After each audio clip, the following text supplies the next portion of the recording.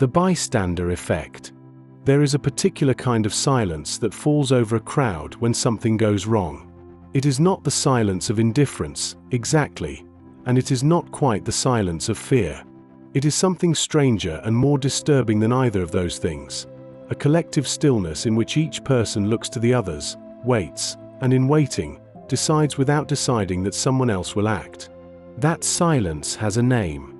Psychologists call it the bystander effect, and once you understand how it works, you will never look at a crowd the same way again. The concept was born out of tragedy. In 1964, a young woman named Kitty Genovese was attacked and killed outside her apartment building in New York City.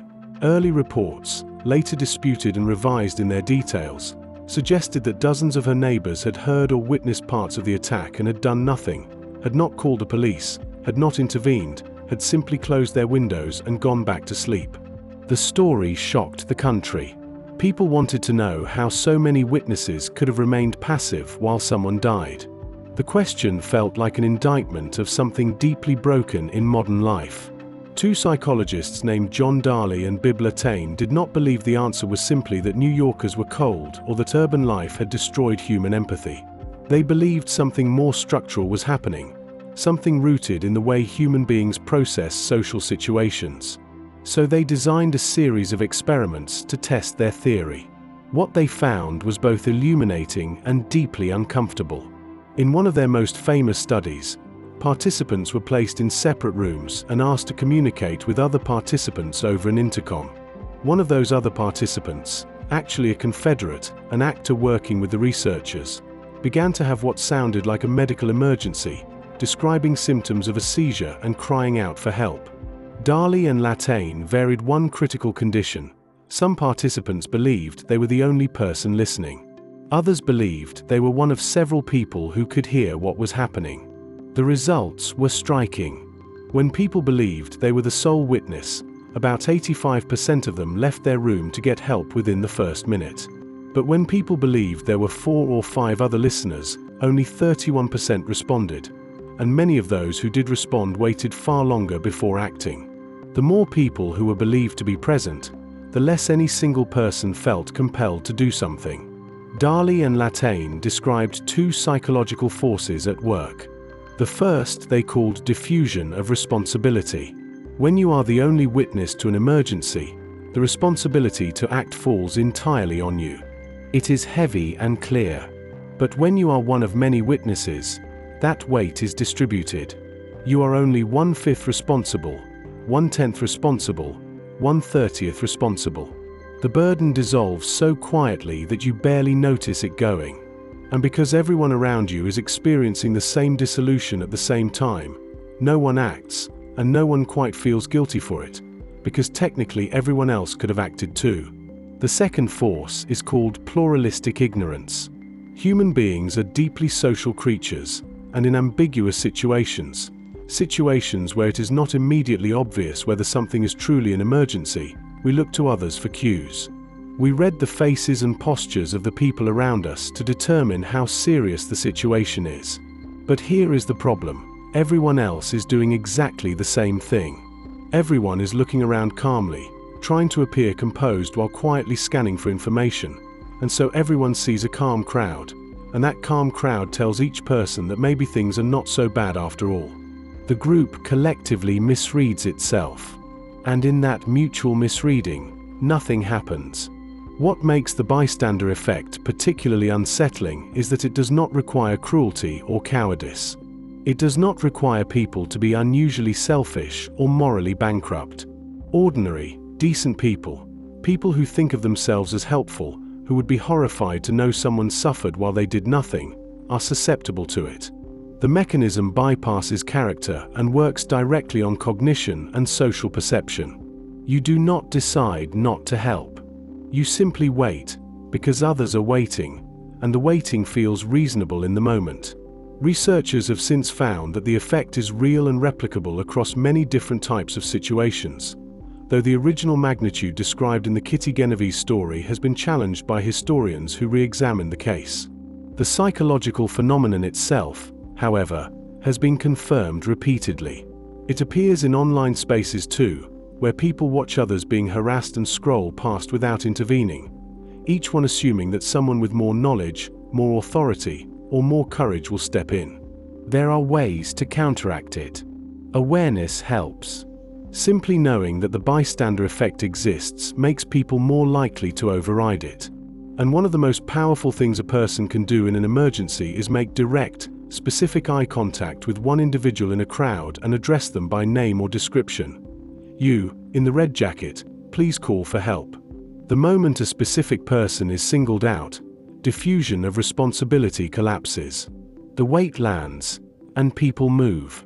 But perhaps the most important lesson the bystander effect teaches is this: our behavior in social situations is far more shaped by the invisible architecture of those situations than we like to believe. We tell ourselves stories about who we are: helpful, brave, morally consistent people who would always do the right thing.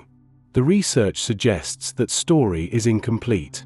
Context shapes us in ways that feel like free choice but are often anything but. Knowing that is the beginning of genuine moral awareness. De-individuation. There is a version of yourself that you rarely meet. It does not show up when you are alone, or when you are with people who know your name. It emerges in crowds, in anonymity, in the particular kind of darkness that descends when personal identity dissolves and something larger and less restrained takes its place. Psychologists call this process de-individuation, and what it reveals about the human mind is both fascinating and frightening. The idea has roots going back to the late 19th century, when the French social theorist Gustave Le Bon observed that individuals behaved very differently inside crowds than they did alone. He described the crowd as a kind of psychological organism with its own primitive intelligence, one that bypassed the rational and moral faculties of its individual members and reduced them to something more impulsive, more suggestible, and more capable of violence. Le Bon was writing in an era of revolutions and public unrest, and his observations were shaped by the turbulence he saw around him. But the core insight, that the crowd transforms the individual, has proven remarkably durable. The modern psychological understanding of de-individuation was developed significantly by Leon Festinger and later by Philip Zimbardo, who examined the conditions under which people lose their sense of individual identity and become submerged in a group. The key factors, researchers found, were anonymity, reduced self-awareness, and the diffusion of personal responsibility. When people cannot be identified, when they are wearing masks or uniforms or are simply one face among thousands, the usual psychological guardrails begin to loosen. The internal observer, the part of you that monitors your behavior, anticipates judgment, and steers you toward consistency with your stated values, goes quiet. Zimbardo conducted a series of experiments in the 1960s exploring what happened when people were made anonymous. In one study, female participants were asked to administer electric shocks to others. Some wore large lab coats and hoods that obscured their faces. Others wore name tags and were referred to by name throughout the study. The anonymous participants delivered significantly more intense shocks and for longer durations. They were not meaner people. They were the same people, in different conditions, and the conditions changed everything. What is particularly striking about de-individuation is that it does not simply remove inhibitions. It replaces individual identity with group identity. The person does not become a blank slate. They become a vessel for whatever norms and impulses the group is expressing. If the group is angry, they become angry. If the group is gleeful and destructive, that gleeful destructiveness flows through them too. The emotional contagion is rapid and often unconscious. People do not stop to deliberate. They feel, and they act, in rhythm with the collective. This is why crowds behave in ways that their individual members would never endorse privately. Mob violence, looting, stadium riots, online purges. In each of these situations, people who consider themselves reasonable and decent participate in behaviors that they would find appalling if they encountered them in isolation. The crowd provides cover, permission, and momentum. It creates a kind of temporary moral suspension in which normal accountability structures simply do not apply, or at least do not feel as though they apply. The internet has created entirely new environments for de-individuation to flourish. Anonymous usernames, profile pictures that reveal nothing, vast comment sections where any individual voice is swallowed by thousands of others. These conditions reproduce the psychological structure of the crowd at a scale that was previously impossible. The harassment campaigns, the coordinated attacks, the casual cruelty of comment sections. These are not aberrations caused by uniquely bad people. They are the predictable output of de-individuating conditions applied to ordinary human beings. And yet, de-individuation is not always destructive. The same mechanism that enables mob violence also enables extraordinary collective experiences of positive emotion. The euphoria of a concert crowd, the solidarity of a protest, the communal grief at a memorial service. The loss of individual boundaries can produce a sense of connection and transcendence that feels deeply meaningful. Religious ecstasy, tribal ritual, the shared exhilaration of sport, all of these draw on the same psychological wellspring. The content depends on the context and the norms the group is enacting. What de-individuation ultimately reveals is that the self is less fixed than we imagine. We think of ourselves as consistent, bounded, morally stable entities. We believe our values are internal and portable, that we carry them with us regardless of where we are or who surrounds us. The research suggests otherwise. The self is permeable. It is vulnerable to social context in ways that can be deeply disturbing to contemplate. The person who would never hurt anyone, alone in their home, is capable of things they would barely recognize, inside the right crowd, wearing the right anonymity. Understanding de-individuation is not about losing faith in people. It is about understanding the conditions that make destructive behavior more likely, and working to change those conditions rather than simply condemning the individuals who emerge from them. Accountability, transparency, and the preservation of individual identity in group settings are not just ethical preferences. They are structural safeguards against a very old and very human vulnerability. The Dark Triad. Most people, when they think about dangerous personalities, imagine someone obviously threatening. Someone whose intentions are visible, whose selfishness is loud, whose cruelty announces itself. But some of the most damaging people in the world are charming. They are interesting. They know how to make you feel seen. They remember your name, read your needs, and smile at precisely the right moment.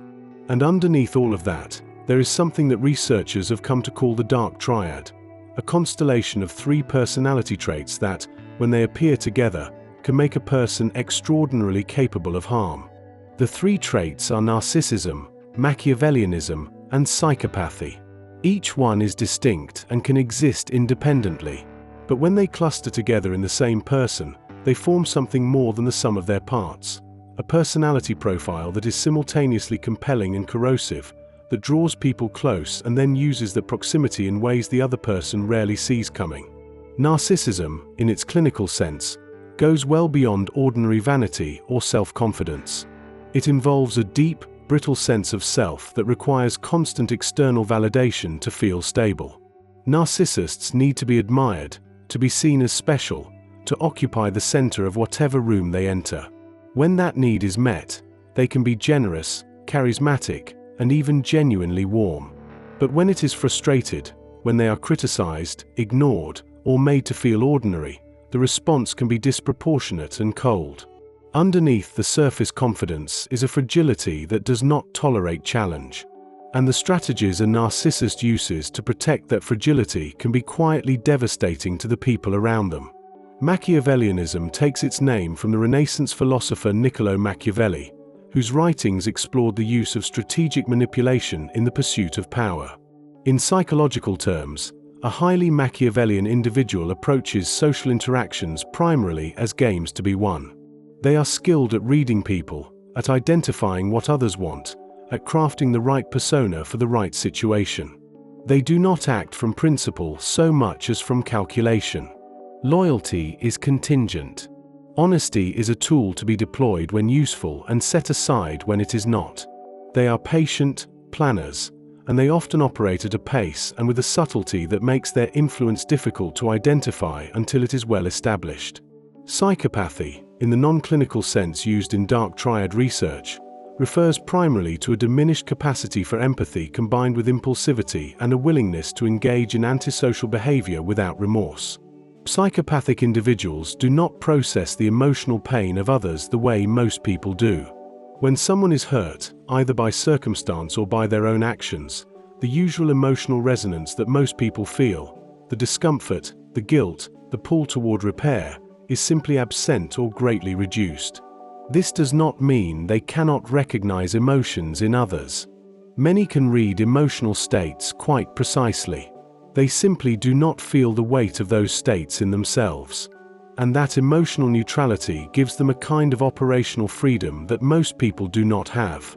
When these three traits combine, the result is a person who craves admiration and status, who is willing to manipulate others to get it, and who does not feel the emotional friction that would slow most people down.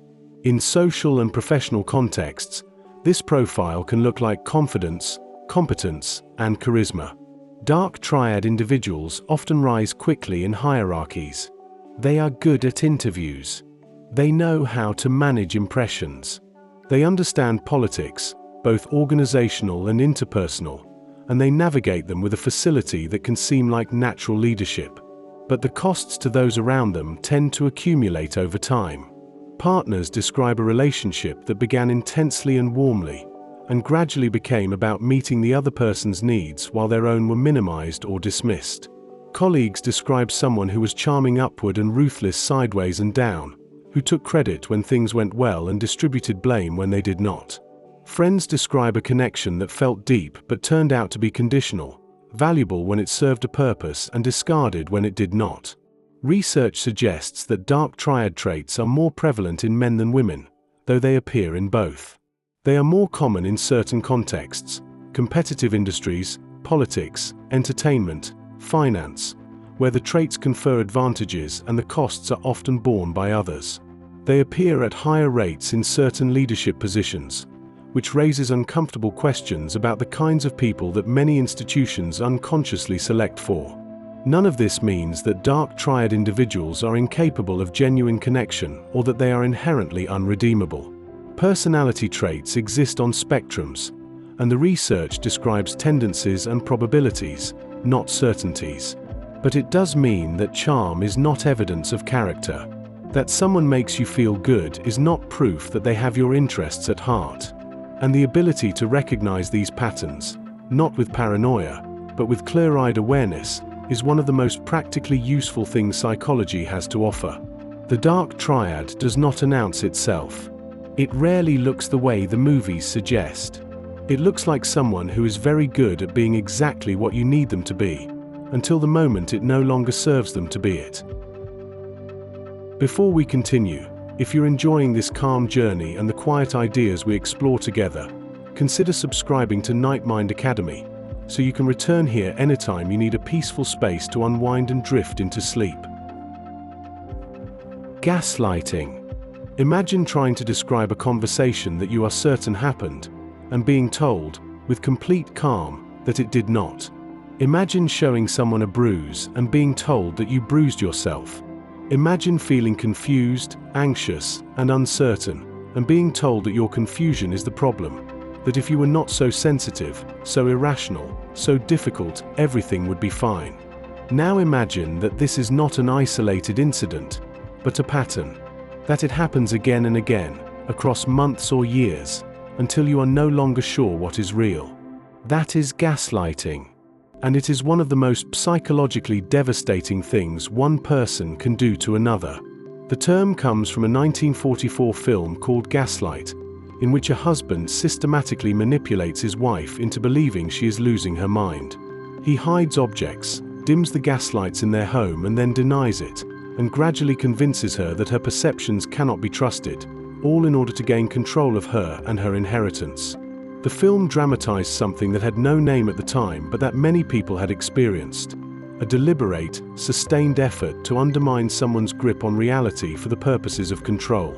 In psychological terms, gaslighting is a form of manipulation in which one person causes another to question their own memory, perception, feelings, or sanity. It operates through repeated contradiction, denial, trivialization, and diversion. The gaslighter does not simply lie.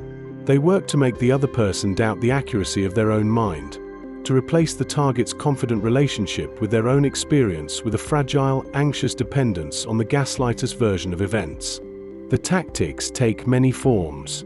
Outright denial is one of the most common, the flat-out insistence that something did not happen, that words were not said, that actions were not taken, delivered with such certainty that the target begins to wonder whether their memory is broken. Minimization is another, the suggestion that the target is overreacting, that they are too emotional, too sensitive, that their feelings are disproportionate to the reality of the situation. Diversion redirects the conversation whenever the target tries to raise a concern, turning every attempted discussion into an interrogation of the target's motives or mental state. And countering introduces false narratives to explain events differently, telling the target that what they saw was not what happened, that what they heard was not what was said. What makes gaslighting particularly insidious is its cumulative effect. Any single instance of being told you are wrong about something could be innocent. People misremember, people miscommunicate.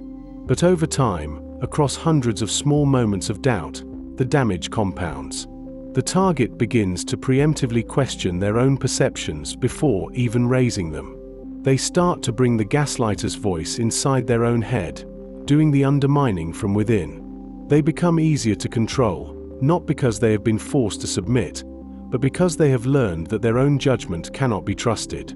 Gaslighting occurs most commonly in intimate relationships, where closeness creates both the opportunity and the vulnerability. A partner who is emotionally important to you has enormous power over your sense of reality, because you want to believe they know you well, that their perceptions of you carry weight. When that trust is weaponized, the effect is compounded by the emotional stakes involved. Leaving the relationship means not only leaving the person, but also renegotiating your sense of what was real, a process that can take years and often requires professional support.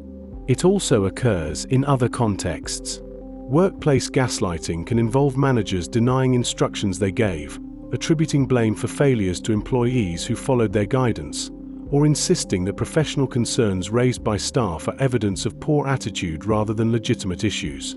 Gaslighting in families can span generations, with children taught to doubt their own emotional responses from a very early age, creating adults who are primed for exploitation by others.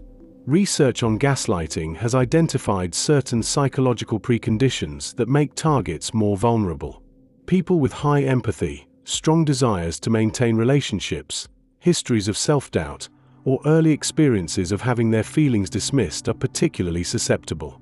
This is not a flaw in those people. It is simply that the gaslighter's tactics work best when aimed at someone whose instinct is to extend good faith and to question themselves before questioning others. Recovery from gaslighting typically involves rebuilding what psychologists sometimes call reality testing, the ability to trust your own perceptions and check them against external, independent sources. This might mean talking to trusted friends who are witnesses to events, keeping journals that preserve your own account of experiences in real time, or working with a therapist who can help you identify the difference between genuine uncertainty and manufactured doubt. The most important thing to understand about gaslighting is that it is not a communication problem. It is not a misunderstanding, not a clash of perspectives, not two equally valid versions of the truth. It is a deliberate, sustained effort to deprive someone of their relationship with their own mind. Naming it clearly, understanding it precisely, and believing yourself when something feels wrong, these are the first steps toward getting out from under it. The banality of evil. When we try to make sense of the great atrocities of history, the genocides, the mass executions, the systematic cruelties carried out by governments and armies, we tend, almost instinctively, to reach for a particular kind of explanation. We look for monsters. We look for people whose evil was visible in their faces, whose motivations were obviously deranged, whose capacity for violence set them apart from ordinary human beings. It is a comforting narrative because it maintains a clear boundary between them and us. They were capable of those things. We would not be. But one woman's close observation of one of the most notorious trials of the 20th century suggested that the boundary is far less clear than we want it to be. In 1961, The philosopher Hannah Arendt traveled to Jerusalem to report on the trial of Adolf Eichmann, one of the key architects of the Holocaust and the Nazi bureaucrat most directly responsible for coordinating the logistics of transporting Jewish people to extermination camps. Arendt expected to find a monster. What she found instead was, in her words, something far more disturbing. A man who was, in almost every observable respect, ordinary. Eichmann was not a sadist. He did not appear to hate the people he had helped murder. He was a bureaucrat, a middle manager, a man who spoke in clichés, who was proud of his efficiency, who had followed orders and advanced his career and, by his own account, had simply never thought very deeply about what any of it meant. Arendt coined a phrase that would define her legacy: the banality of evil. She argued that Eichmann's crimes were not the product of demonic will or ideological fanaticism but of something almost banal, a failure to think. Not stupidity, exactly, but a kind of thoughtlessness, an inability or unwillingness to step outside the role he had been given and ask what it meant morally. He had fully inhabited a system, had internalized its logic and its language, and in doing so had suspended the kind of independent moral reasoning that might have led him to refuse. The concept was enormously controversial. Critics argued that Arendt had underestimated the depth of Eichmann's anti-Semitism, that her portrait was too generous, that it let him off too easily. These debates continue among historians. But the broader psychological insight she was gesturing at, that ordinary human beings are capable of participating in enormous evil when placed in certain institutional and social conditions, has been supported by decades of research since. The experiments of Stanley Milgram, conducted just as the Eichmann trial was underway, demonstrated that a significant majority of ordinary Americans would administer what they believed were potentially lethal electric shocks to another person when instructed to do so by an authority figure. Philip Zimbardo's Stanford prison experiment showed how quickly ordinary college students assigned to the role of prison guard began to behave with casual cruelty toward those assigned to the role of prisoner. These studies, whatever their methodological complexities, pointed toward the same conclusion that Arendt had reached through observation. The capacity for evil is not a quality belonging to a special category of people. It is latent in the ordinary, activated by context. What enables this activation? Researchers have identified several mechanisms. Obedience to authority is one, the deeply conditioned human tendency to defer to people and institutions perceived as legitimate, which can lead people to do things they would never choose freely. Diffusion of responsibility is another, the sense that when one is a small part of a large system, personal accountability dissolves. Euphemistic language plays a role too. Bureaucracies that commit violence rarely call it that. They use phrases that sanitize the act, that transform murder into relocation, that transform cruelty into procedure. Distance also matters enormously. The farther a person is, physically and psychologically, from the direct consequences of their actions, the easier it becomes to participate without fully reckoning with what participation means. The person who pulls the trigger is in a different psychological position than the person who signs the order, who is in a different position than the person who processes the paperwork, who is in a different position than the person who allocates the budget. At each remove, the moral weight becomes lighter. At each remove, the person can tell themselves that they are simply doing their job. The banality of evil is not a comforting idea.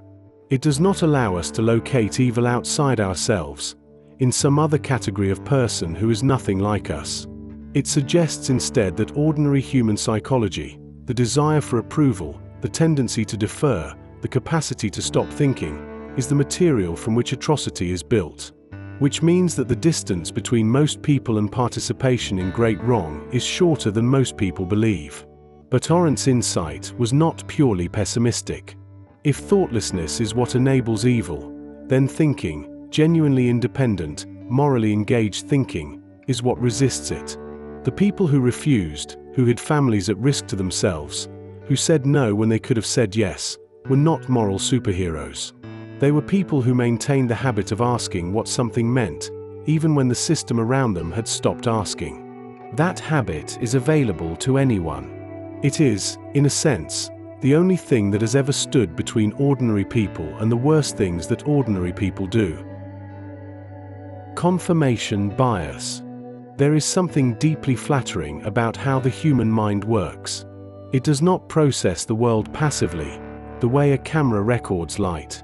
It actively participates in constructing what we see, filtering incoming information through what we already believe, amplifying what confirms our existing views and quietly muting what contradicts them. The result is that the world, as most people experience it, is a remarkably obliging place, full of evidence for everything they already think is true.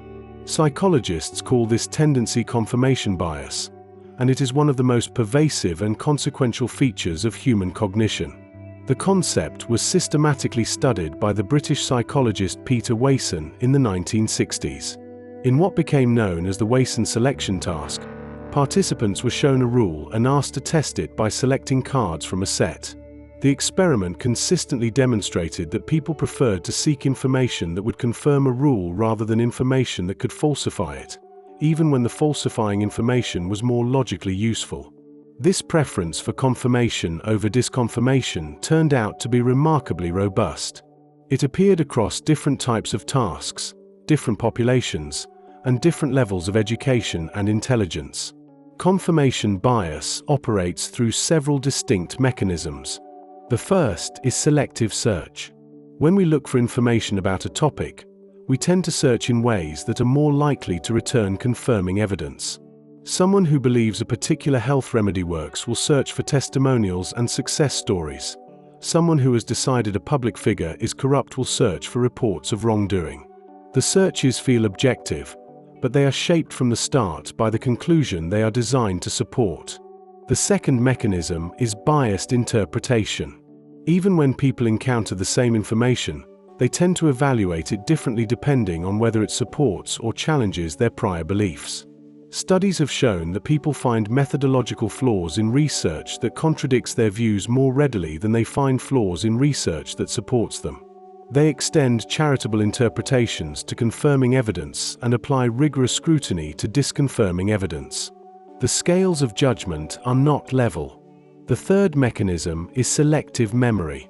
Over time, people tend to recall information that is consistent with their beliefs more easily and more vividly than information that challenges them. The confirming evidence becomes more available to the mind, the contradicting evidence fades or is reframed. And because memory feels like neutral recall rather than active reconstruction, this selective retention reinforces beliefs without the person being aware that any selection is occurring. The consequences of confirmation bias extend far beyond individual belief formation. In relationships, it shapes how people interpret ambiguous behavior. Someone who has decided their partner is unreliable will notice every late arrival and forget every kept promise. In medicine, it can lead clinicians to anchor too quickly on an initial diagnosis and interpret subsequent symptoms through that lens, missing alternative explanations. In politics, it drives people deeper into ideological silos, feeding them an increasingly consistent diet of confirming information until contrary views seem not just wrong but incomprehensible. The internet has transformed the scale at which confirmation bias operates. Recommendation algorithms designed to show people content they engage with tend, by their very structure, to show people more of what they already agree with. The result is an information environment that feels richly informative but is, for many people, functionally a mirror, reflecting their existing views back at them at increasing intensity. What feels like being well informed is often being well confirmed. One of the most troubling aspects of confirmation bias is that it intensifies under conditions of emotional investment and identity threat. The more important a belief is to a person's sense of self, the more fiercely the mind defends it. Research by Leon Festinger on cognitive dissonance, and later work on identity-protective cognition, suggests that when core beliefs are challenged, the response is often not reconsideration but reinforcement.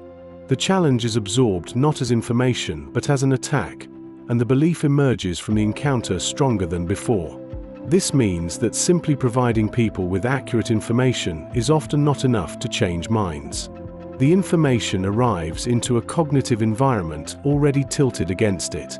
Strategies that work better tend to involve asking questions rather than asserting facts, inviting people to consider how they would think about the evidence if they had believed the opposite first, and creating conditions of psychological safety in which changing one's mind does not feel like a loss of identity but a gain in understanding. Confirmation bias is not a sign of stupidity. It afflicts intelligent people at least as much as others, and sometimes more, because intelligence can be used to construct more sophisticated justifications for pre-existing beliefs. It is a feature of the architecture of human cognition, built into the system that was designed to navigate a complex world quickly and efficiently. Understanding it is not about becoming perfectly rational. It is about developing enough awareness of the tendency to sometimes pause, to ask what evidence would change your mind, and to genuinely mean the question. Learned helplessness. There is a particular kind of despair that is not born from weakness. It is not the despair of someone who has given up without trying. It is the despair of someone who tried, repeatedly and genuinely, and found that nothing they did made any difference. Over time, in the face of that relentless failure, the mind draws a conclusion, not always consciously, not always in words, but with the force of deep conviction. Effort does not lead to outcome. Nothing I do matters. And once that conclusion takes root, it reshapes everything: motivation, perception, behavior, and eventually identity. Psychologists call it learned helplessness, and it is one of the most important discoveries in the history of behavioral science. The foundational research was conducted in the 1960s by psychologists Martin Seligman and Stephen Meyer, using experiments with dogs that have since become among the most cited and most ethically scrutinized in all of psychology. Dogs were placed in harnesses and exposed to electric shocks they could not control or escape. Later, when those same dogs were placed in a situation where escape was possible, a simple shuttle box where they could jump over a barrier to avoid the shock, most of them did not try. They lay down and endured the shock passively. Meanwhile, dogs that had not experienced uncontrollable shocks quickly learned to escape. The implication was striking. The first group of dogs had not simply learned to be passive. They had learned that passivity was the only rational response to their situation, because in their experience, action had no effect on outcome. When the situation changed and action became possible, they could not update their model fast enough. The helplessness had been learned so thoroughly that it persisted even when it was no longer accurate. Seligman and his colleagues went on to demonstrate similar effects in human subjects using inescapable noise rather than shocks. Participants exposed to noise they could not control later showed impaired performance on tasks where they could have taken control. They tried less, gave up sooner, and solved fewer problems than people who had not been exposed to uncontrollable conditions. The experience of having no control had transferred into contexts where control was available. The psychological mechanisms behind learned helplessness involve a triad of cognitive distortions that Seligman later identified as particularly damaging: permanence, pervasiveness, and personalization. A person who has learned helplessness tends to attribute negative events to causes that are permanent rather than temporary, pervasive rather than specific, and personal rather than circumstantial. They do not think this bad thing happened because of a particular situation that has now passed. They think this is just how things are everywhere because of something wrong with them. These patterns of thinking have been closely linked to depression. Seligman's reformulated theory of learned helplessness became one of the most influential models of depressive cognition, helping explain why depressed individuals often appear to make their situations worse through inaction, not because they are lazy or lacking will, but because their minds have built an accurate model of a previous environment and are applying it, painfully and incorrectly, to a present one that has changed. Learned helplessness does not require dramatic or extreme conditions to develop. It can emerge from repeated experiences of failure in school, from early environments in which effort was consistently punished or ignored, from relationships in which a person's needs were systematically unmet regardless of what they did. Children who grow up in unpredictable or unresponsive environments are particularly vulnerable. When the connection between action and outcome is consistently severed in early life, the template that gets built may take years to revise. It also appears in organizational settings. Employees who work in environments where feedback is arbitrary, where good work goes unrewarded and mistakes are punished inconsistently, can develop learned helplessness toward their professional efforts. They stop innovating, stop raising concerns, stop trying to improve things, not because they are bad workers, but because their experience has taught them that effort produces no reliable result. The good news is that learned helplessness is not permanent.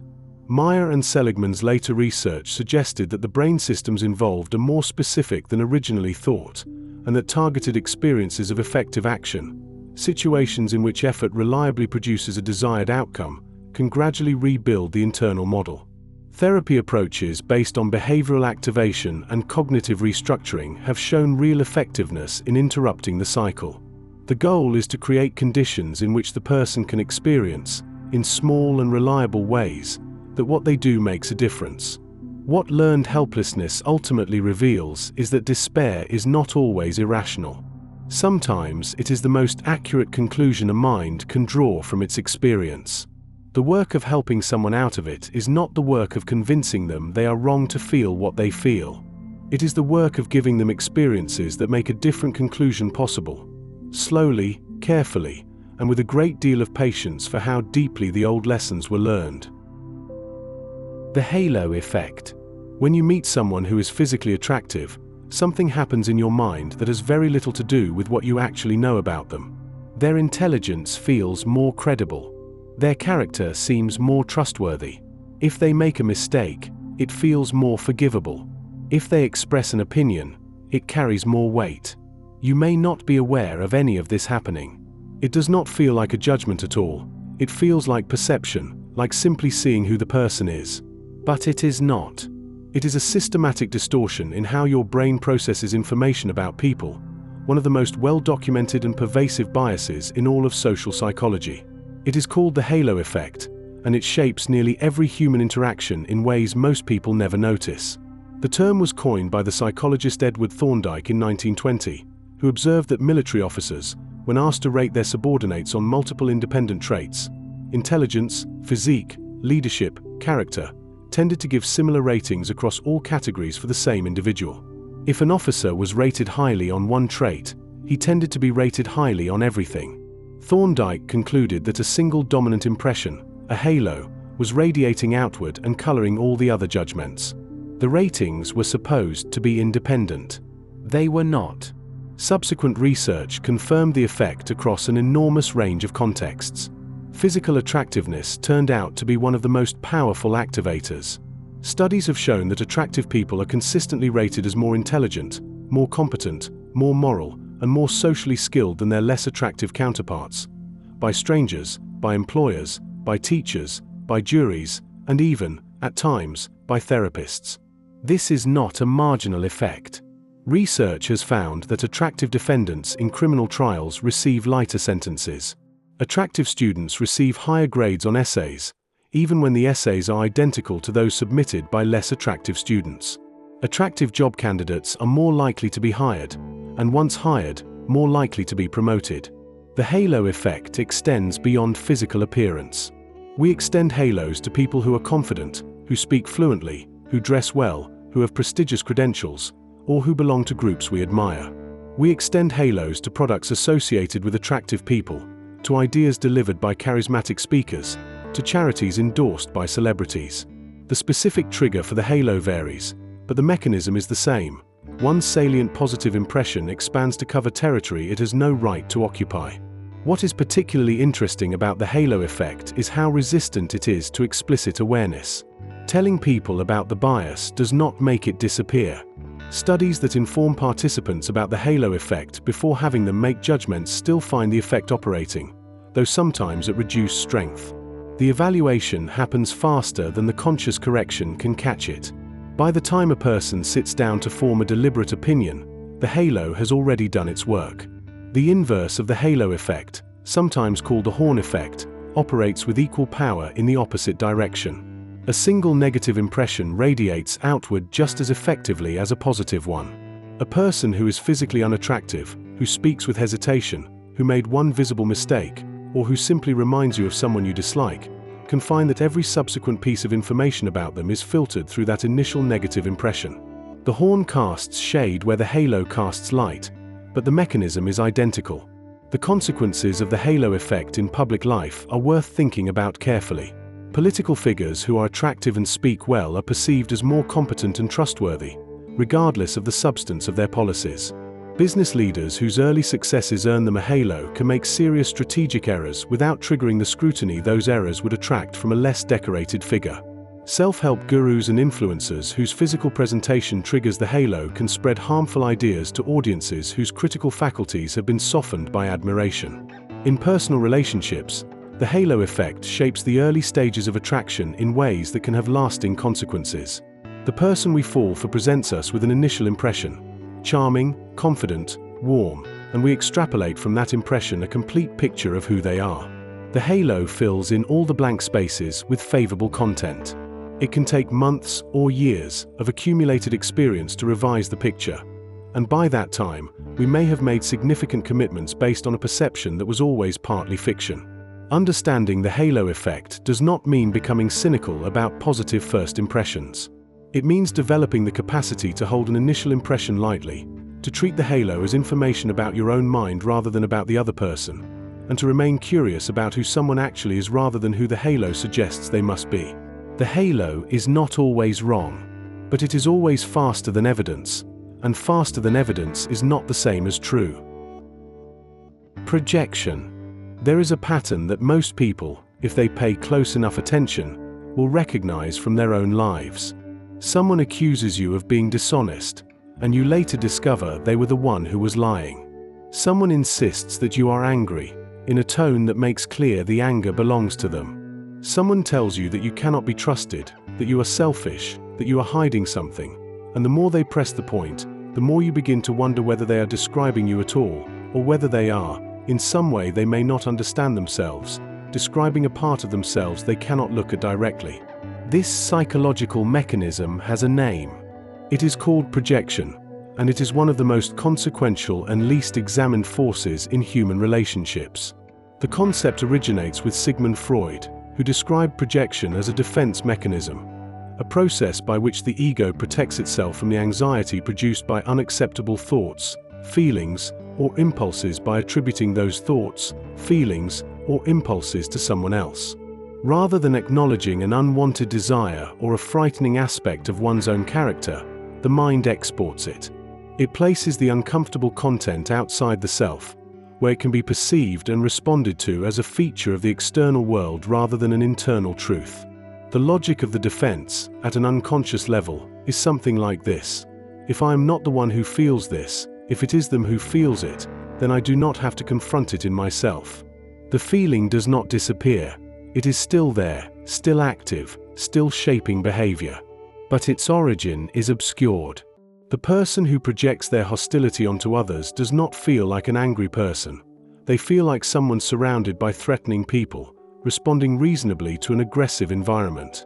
The emotional experience is real. Only its address is wrong. Freud and his followers catalogued many forms of projection. Simple projection, in its purest form, involves attributing to others an emotion or impulse that is present in oneself but unacknowledged, seeing hostility in others while harboring it oneself, or accusing a partner of infidelity while entertaining the desire for it. Complementary projection involves attributing to others the justification for one's own behavior, convincing oneself that others are doing or planning the very thing one is already doing, so that one's own actions can feel like a response rather than an initiation.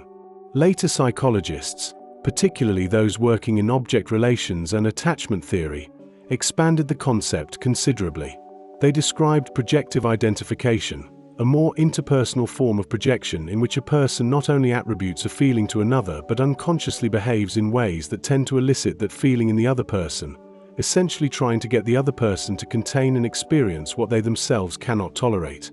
The partner of someone using projective identification may find themselves, over time, actually feeling and expressing the emotions they were projected with, confused about where those emotions came from.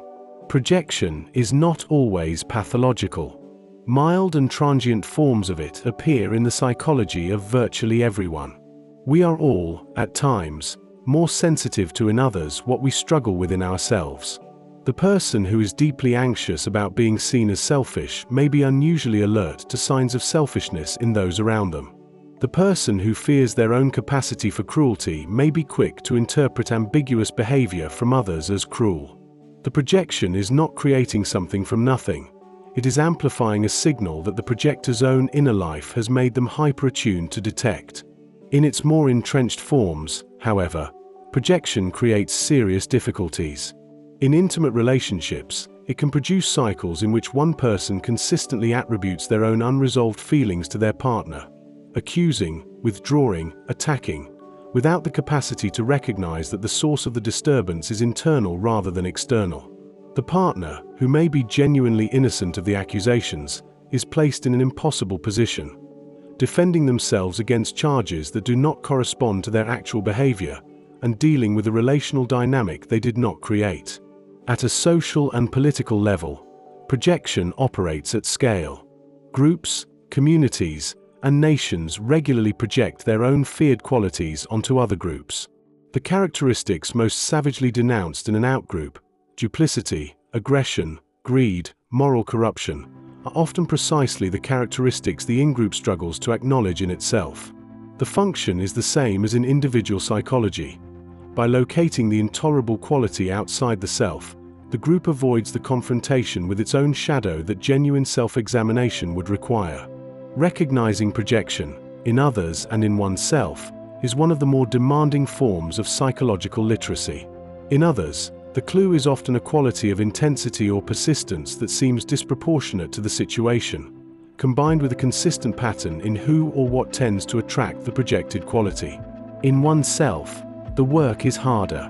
It requires the willingness to notice when a reaction to someone else carries a charge that seems to come from somewhere beyond the current moment, and to ask, with genuine curiosity, what that charge might be saying about an interior landscape that has not yet been fully explored. Love bombing. It begins like something out of a dream. The attention is extraordinary, constant, warm, specific. They remember everything you say. They text you first. They tell you, very early, that they have never met anyone like you, that something about you is different, that they think about you all the time. They make you feel, in a way that is difficult to articulate without sounding foolish, like you are the most important person in the world. The pace is fast. The intensity is high. And for a time, sometimes weeks, sometimes months, the experience is genuinely wonderful, and the speed of it seems less like a warning than a confirmation. This is real, this is right, this is the kind of connection most people never find. Then, gradually or suddenly, something changes. And by the time it does, you are already in very deep. What happened in those early weeks is something psychologists and relationship researchers have come to call love bombing. The term refers to a pattern of behavior in which one person overwhelms another with excessive affection, attention, flattery, and demonstrations of commitment, at a pace and intensity that bypasses the normal process of getting to know someone and creates a rapid, powerful sense of attachment that can be exploited once it is established. The name draws on a military metaphor, the overwhelming of a target with concentrated force before it can organize a defense. In relational terms, the defense being bypassed is healthy skepticism, the normal discernment that comes with taking time, observing consistency, noticing small discrepancies, and allowing a picture of a person to form gradually through accumulated experience rather than arriving fully formed in a rush of intensity. Love bombing is often associated with narcissistic and personality disordered individuals, though it is not exclusive to them. It appears across a spectrum of controlling relationships, from those characterized by coercive control to those that are merely deeply unequal in power. What makes it a manipulative tactic rather than simply enthusiasm is the function it serves. It is not primarily about creating a genuine bond, though it may feel like one. It is about creating dependency, a state in which the target's sense of worth and happiness has become anchored to the approval of the love bomber. The psychology of why love bombing works is rooted in some of the most fundamental human needs.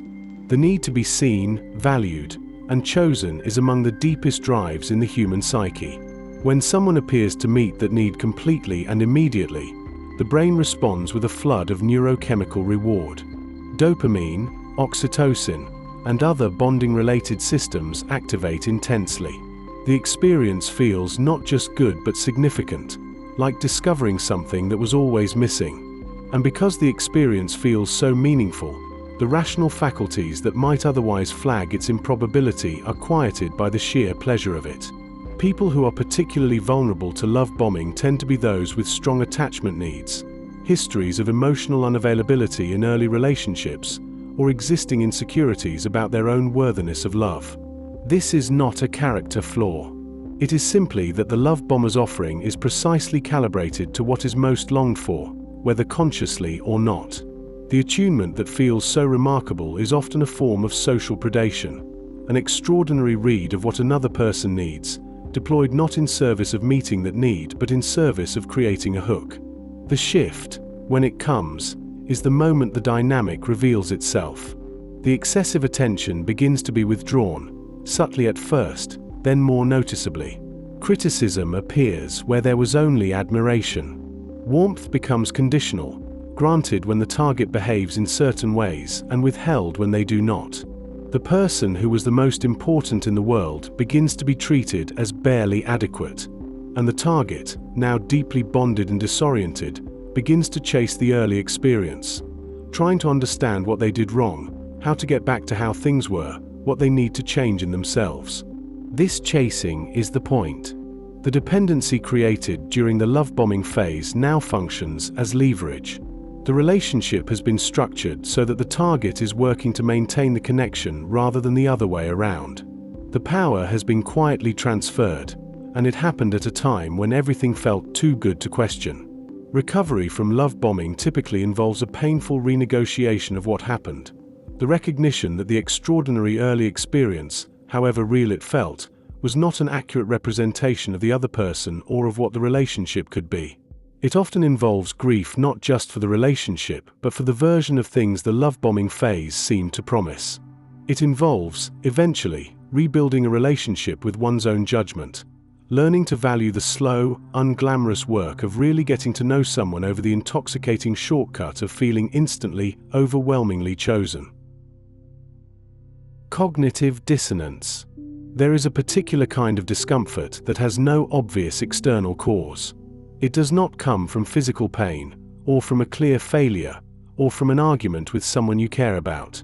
It comes from inside, from the friction between two things you believe, or between something you believe and something you have done. It is the feeling of holding contradictory things at once, and it is more than just intellectual discomfort. It is a genuine psychological tension that the mind works, sometimes frantically, to resolve. Leon Festinger named this experience in 1957, and the concept he built around it, cognitive dissonance, has become one of the most important and illuminating ideas in all of psychology.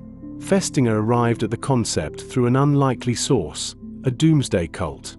He and his colleagues had infiltrated a small group whose members believed, with complete conviction, that the world would end on a specific date and that they would be rescued by a flying saucer before the catastrophe occurred. Festinger was not interested in debunking the belief. He was interested in what would happen to the believers when the date came and went and nothing happened. No flood, no saucer, no end of the world.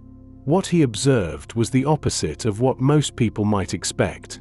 Instead of abandoning the belief in the face of its spectacular failure, most of the cult members became more fervent. They reinterpreted the non-event as evidence that their faith had saved the world. They went out and actively tried to recruit new members. The dissonance between the failed prophecy and their deep investment in the belief was resolved not by updating the belief, but by doubling down on it. The formal theory Festinger developed from this observation held that when a person holds two cognitions, beliefs, attitudes, or pieces of knowledge, that are logically inconsistent with each other, they experience a state of psychological discomfort, which he called dissonance. This discomfort is motivating. The mind wants to reduce it, and it can do so in several ways. By changing one of the conflicting cognitions, by adding new cognitions that bridge the contradiction, or by reducing the importance of one of the conflicting elements. The critical insight, and the one that makes cognitive dissonance such a dark concept when examined carefully, is that the mind does not necessarily choose the most accurate or honest path to resolving the tension. It chooses the least painful one. Changing a deeply held belief is psychologically costly. It requires admitting you were wrong, revising your self-image, and confronting the possibility that past decisions based on that belief were mistakes. Adding a new cognition that rationalizes the contradiction, or dismissing the conflicting evidence as unimportant, these are much cheaper operations. And so the mind tends to reach for them, often without awareness that any resolution is even being sought. This is why cognitive dissonance is so relevant to understanding self-deception. People who smoke and know that smoking is harmful do not generally feel the full weight of that knowledge as a constant torment. They manage the dissonance, telling themselves that they will quit eventually, that the risks are overstated, that stress is worse for their health than cigarettes, that they enjoy life more with the habit than they would without it. Each of these thoughts reduces the tension without addressing the underlying contradiction. The relief is real. The contradiction remains. In the domain of moral behavior, cognitive dissonance produces some of its most troubling effects. People who consider themselves honest but who engage in small acts of dishonesty, padding an expense report, taking credit for work they did not fully do, staying silent when speaking would cost them something, manage the dissonance through a variety of rationalizations. Everyone does it. It does not really hurt anyone. I deserve it after everything I have given. The moral self-image is protected by narrative rather than by behavior, and over time the gap between the two can widen considerably without the person feeling it clearly. Festinger also identified what he called force compliance as a particularly potent source of dissonance. In studies where participants were paid either $1 or $20 to tell a subsequent participant that a boring task was actually interesting, those paid only $1 later rated the task as more interesting than those paid $20. The large payment provided sufficient external justification. I said it was interesting because I was paid, so the dissonance was resolved externally. But those paid almost nothing had to resolve it internally. They must have found it interesting, because why else would they have said so for almost nothing? The belief adjusted to fit the behavior. This finding has profound implications for persuasion and commitment. Getting someone to perform a small action in service of a position, even one they do not fully hold, creates dissonance between the action and any residual resistance. The mind resolves the dissonance by shifting the internal position to align with the behavior. Behavior precedes belief more often than the other way around. We do not always act on what we believe. We often come to believe what we have acted on. Cognitive dissonance is uncomfortable to sit with because it implies that much of what we call reasoning is actually rationalization, the construction of justifications for conclusions the mind has already reached by other means. The experience of working something out carefully, of weighing evidence and arriving at a considered position, can feel authentic even when it is largely a performance put on for the benefit of an audience of one. The discomfort of dissonance pushes toward resolution, and resolution, when it comes quickly and painlessly, is rarely a sign that the truth has been found. The antidote, if there is one, is something more like tolerance, the willingness to stay with the friction of contradiction long enough to examine it, to ask what each side of the tension is actually pointing at, rather than immediately reaching for the nearest comfortable explanation. That kind of sitting with discomfort is not easy. It runs directly against the grain of a cognitive system designed for efficiency and self-protection. But it is the only path to a self-knowledge that is earned rather than simply assembled. The Lucifer Effect. Philip Zimbardo wanted to understand prison. Not just the physical reality of incarceration, but the psychological dynamics that develop when one group of human beings is given absolute power over another. It was 1971, the era of prison reform debates and civil rights consciousness, and Zimbardo believed that understanding those dynamics required more than observation. It required replication under controlled conditions. What his experiment produced was something so disturbing that it had to be stopped after 6 days, and its implications about the nature of human character have been argued over ever since. The Stanford Prison Experiment, as it became known, recruited 24 male college students, screened for psychological stability, randomly assigned to roles. 12 became prisoners, 12 became guards, all in a mock prison constructed in the basement of Stanford Psychology Department. The guards were given uniforms, mirrored sunglasses, and wooden batons. The prisoners were given smocks, stocking caps, and identification numbers instead of names. There was no script for what followed. Zimbardo and his team simply watched. Within days, the guards had begun to dehumanize the prisoners. They stripped them of individuality, subjected them to arbitrary exercises, used sleep deprivation and public humiliation as tools of control. Some became genuinely sadistic, not in a dramatic, movie-villain way, but in the quiet, procedural way of people who had come to believe that their role entitled them to cruelty. The prisoners, for their part, showed rapid psychological deterioration. Several had breakdowns. They began to internalize their prisoner identity, referring to themselves by their numbers, complying with increasingly unreasonable demands. By day 6, Zimbardo halted the experiment. In his 2007 book, The Lucifer Effect, Zimbardo drew on the experiment and on the real-world parallel of the Abu Ghraib prison scandal, in which American soldiers tortured and humiliated Iraqi detainees, to develop his central argument that human evil is not primarily a function of individual character. It is a function of situation and system. Given the right conditions, ordinary people, people with no prior history of cruelty, people who would describe themselves as decent and moral, are capable of behavior that looks indistinguishable from the behavior of people we label as monsters. The title, The Lucifer Effect, refers to the most dramatic transformation in Western theological tradition, the fall of the most beautiful angel into the embodiment of evil. Zimbardo used it to ask a question that cuts to the heart of how we understand human nature. If even the highest can fall under the right conditions, what does that tell us about the reliability of character as a protection against wrongdoing? The answer, he argued, was uncomfortable. Character provides less protection than we believe. Situation provides more influence than we acknowledge. Zimbardo distinguished between 3 levels of analysis. The dispositional level is where most moral judgment operates.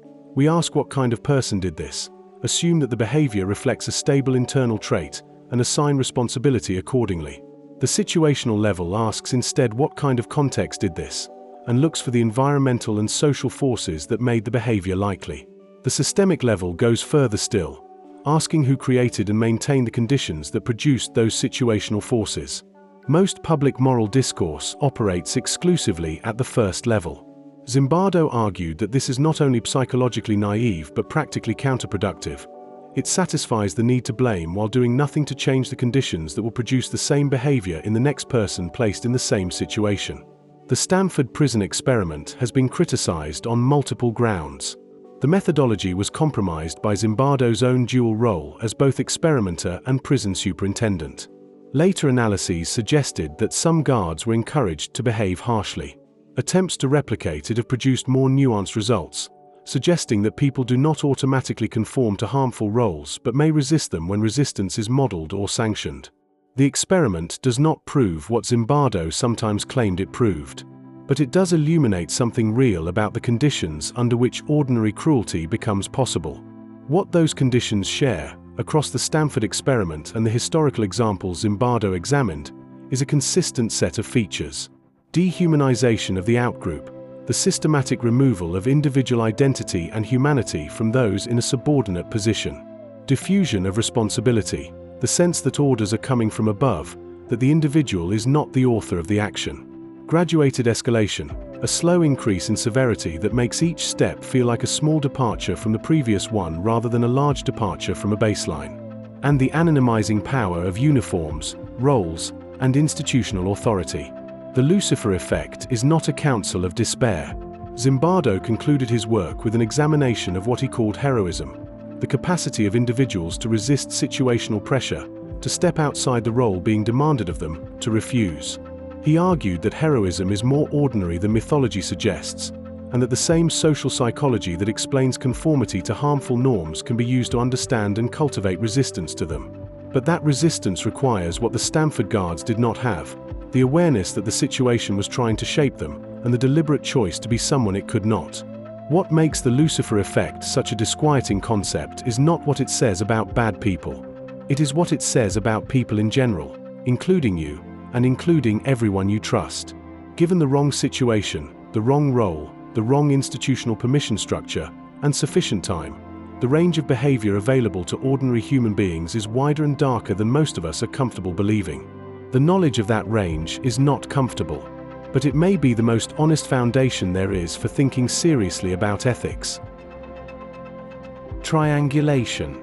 Most manipulation in relationships is dyadic. It happens between two people, directly, through the tactics and dynamics they enact with each other. But some of the most effective and destabilizing forms of relational control operate through a third party. They involve bringing someone else into the dynamic, a friend, an ex-partner, a family member, a colleague, not because that person's presence is genuinely needed, but because they serve a function: to create jealousy, to manufacture competition, to shift power, to deflect accountability, or to validate a version of events the manipulator needs others to believe. This tactic is called triangulation, and it is among the more sophisticated instruments in the toolkit of controlling relationships. The term comes from the geometry of communication. Rather than engaging directly with the person they want to influence, the manipulator routes the interaction through a third point, creating a triangle of connection in which they sit at one vertex, the target at another, and the third party at the third. By controlling the information and emotional energy that flows along each side of the triangle, the manipulator can exert influence over both relationships simultaneously while remaining insulated from direct confrontation with either. In romantic relationships, triangulation most commonly takes the form of using a third person to induce jealousy or insecurity. The manipulator references an ex-partner with lingering warmth, cultivates ambiguous friendships that generate anxiety in the current partner, or makes comparisons, direct or implied, between their partner and someone else who is presented as more attractive, more understanding, more appreciative. The goal is not usually to replace the partner with the third person. It is to keep the partner in a state of anxious competition, continuously working to secure the manipulator's approval and attention, uncertain of their own standing, less likely to assert needs or establish limits because the implicit threat of replacement is always present. A second form of triangulation involves using a third party as a validator or proxy. When conflict arises, or when the target raises a concern or complaint, the manipulator deflects direct engagement by bringing an outside opinion, real or invented. They report that a mutual friend agrees with them, that their family thinks the target is being unreasonable, that a colleague observed the same flaw. The target is suddenly not in a conversation with one person, but with a verdict delivered on behalf of a jury they never got to address. The tactic shifts the terrain from negotiation to verdict, and the verdict almost always goes against the person who challenged the manipulator. In family systems, triangulation is a well-documented dynamic in which parents draw children into adult conflicts, often unconsciously. A parent who is unable or unwilling to address conflict directly with a partner may vent to a child, confide inappropriate distress, or use the child as a messenger, a spy, or an emotional support that the adult relationship is failing to provide. The child, placed in the middle, absorbs tension they did not create and are not equipped to resolve, often developing a hypervigilance to emotional dynamics and a sense of responsibility for adult moods that follows them well into their own adult relationships. Triangulation is also deployed as a control mechanism through the creation of rivalries among people who might otherwise be allies. A manager who keeps team members competing for their favor, selectively sharing information and attention, ensures that those team members are focused on the manager rather than on each other, and prevents the kind of lateral solidarity that might challenge the manager's authority. The same dynamic appears in social groups, where a central figure manages their status by carefully calibrating the information and affection distributed to each member of the group. What makes triangulation particularly difficult to name and resist is that the third-party element obscures the direct dynamic. The target is not just responding to the person manipulating them. They are responding to the situation the manipulator has constructed, which feels less like manipulation and more like reality. The jealousy provoked by a rival feels like a personal emotion rather than a manufactured response. The verdict delivered through a third party feels like social consensus rather than a tactical move. The tactic works, in part, because it does not feel like a tactic. Healing from or resisting triangulation typically involves a few recognizable moves. One is returning consistently to direct communication, refusing to engage with the dynamic through the third party and insisting on bilateral conversation about the actual issue at hand. Another is recognizing when your emotional response, jealousy, insecurity, the urgent need to prove yourself, is the desired output of the interaction rather than an organic response to circumstances, and asking what it is designed to make you do. Perhaps most importantly, it involves developing some tolerance for the discomfort of not resolving the triangle on the manipulator's terms. Triangulation derives its power from the target's need to win, to be chosen, to be validated. When that need is strong, the triangle holds. When a person can sit with the uncertainty, can decline to compete, to campaign, to perform, the mechanism loses much of its leverage. That is easier to describe than to do. But understanding the geometry of the situation is where the work has to begin. Triangulation reminds us that relational power is rarely exercised in straight lines. It works through angles, through indirection, through the careful positioning of other people as instruments of influence. Seeing the shape of the dynamic, recognizing that what feels like a spontaneous emotional situation has been constructed, is itself a form of protection. Not because awareness prevents the feeling, but because it changes what you do with it. Obedience to authority. In the early 1960s, a young psychologist named Stanley Milgram sat in his office at Yale University and asked himself a question that had been nagging at educated people since the end of the Second World War. How was it possible for ordinary German citizens, teachers, shopkeepers, civil servants, people with families and neighbors and ordinary lives, to have participated in, or simply not resisted, the machinery of the Holocaust? The conventional answer at the time pointed to something specifically wrong with German culture, German history, or the German character. Milgram did not find this answer satisfying. He suspected that the explanation had less to do with nationality and more to do with human psychology. So he designed an experiment to test his suspicion. The results would disturb him for the rest of his life. Milgram's experimental setup was elegant and, in retrospect, deeply alarming in its simplicity. Participants were recruited through newspaper advertisements for a study on learning and memory. Each participant was paired with another person who was, unknown to them, a Confederate, an actor working with the research team. Through a rigged drawing, the real participant was always assigned the role of teacher and the Confederate was assigned the role of learner. The learner was taken to an adjacent room and strapped to a chair, electrodes attached to their wrist. The teacher sat in front of a large shock generator with switches labeled from 15 volts all the way to 450 volts, in increments of 15. The highest levels marked simply danger, severe shock, and, beyond that, XXX. The task was straightforward. The teacher would read word pairs to the learner. When the learner answered incorrectly, the teacher was instructed to administer a shock, moving one level higher with each wrong answer. The learner, of course, received no actual shocks, but their scripted responses, heard through the wall, escalated convincingly from grunts of discomfort to cries of pain to demands to be released to, eventually, silence. When teachers hesitated or tried to stop, the experimenter, a calm figure in a grey lab coat, delivered one of 4 scripted prods. Please continue. The experiment requires that you continue. It is absolutely essential that you continue. You have no other choice. You must go on. Before conducting the study, Milgram surveyed psychiatrists and psychology students about what percentage of participants they expected to administer the maximum shock. The estimates clustered around 1 to 3%, the expected rate among genuinely sadistic or severely disordered individuals. The actual result was 65%.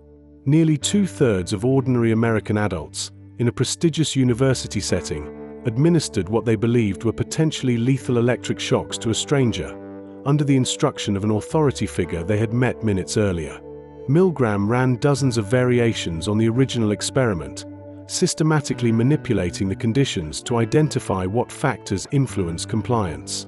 Physical proximity mattered.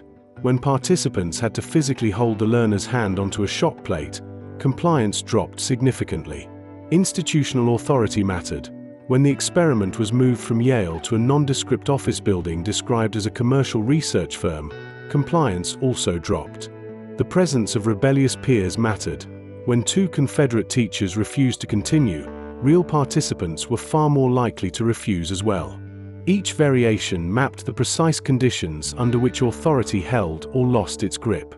What Milgram observed in his participants was not enthusiasm for causing pain. Most were visibly distressed. They sweated, trembled, laughed nervously, protested verbally. Some wept.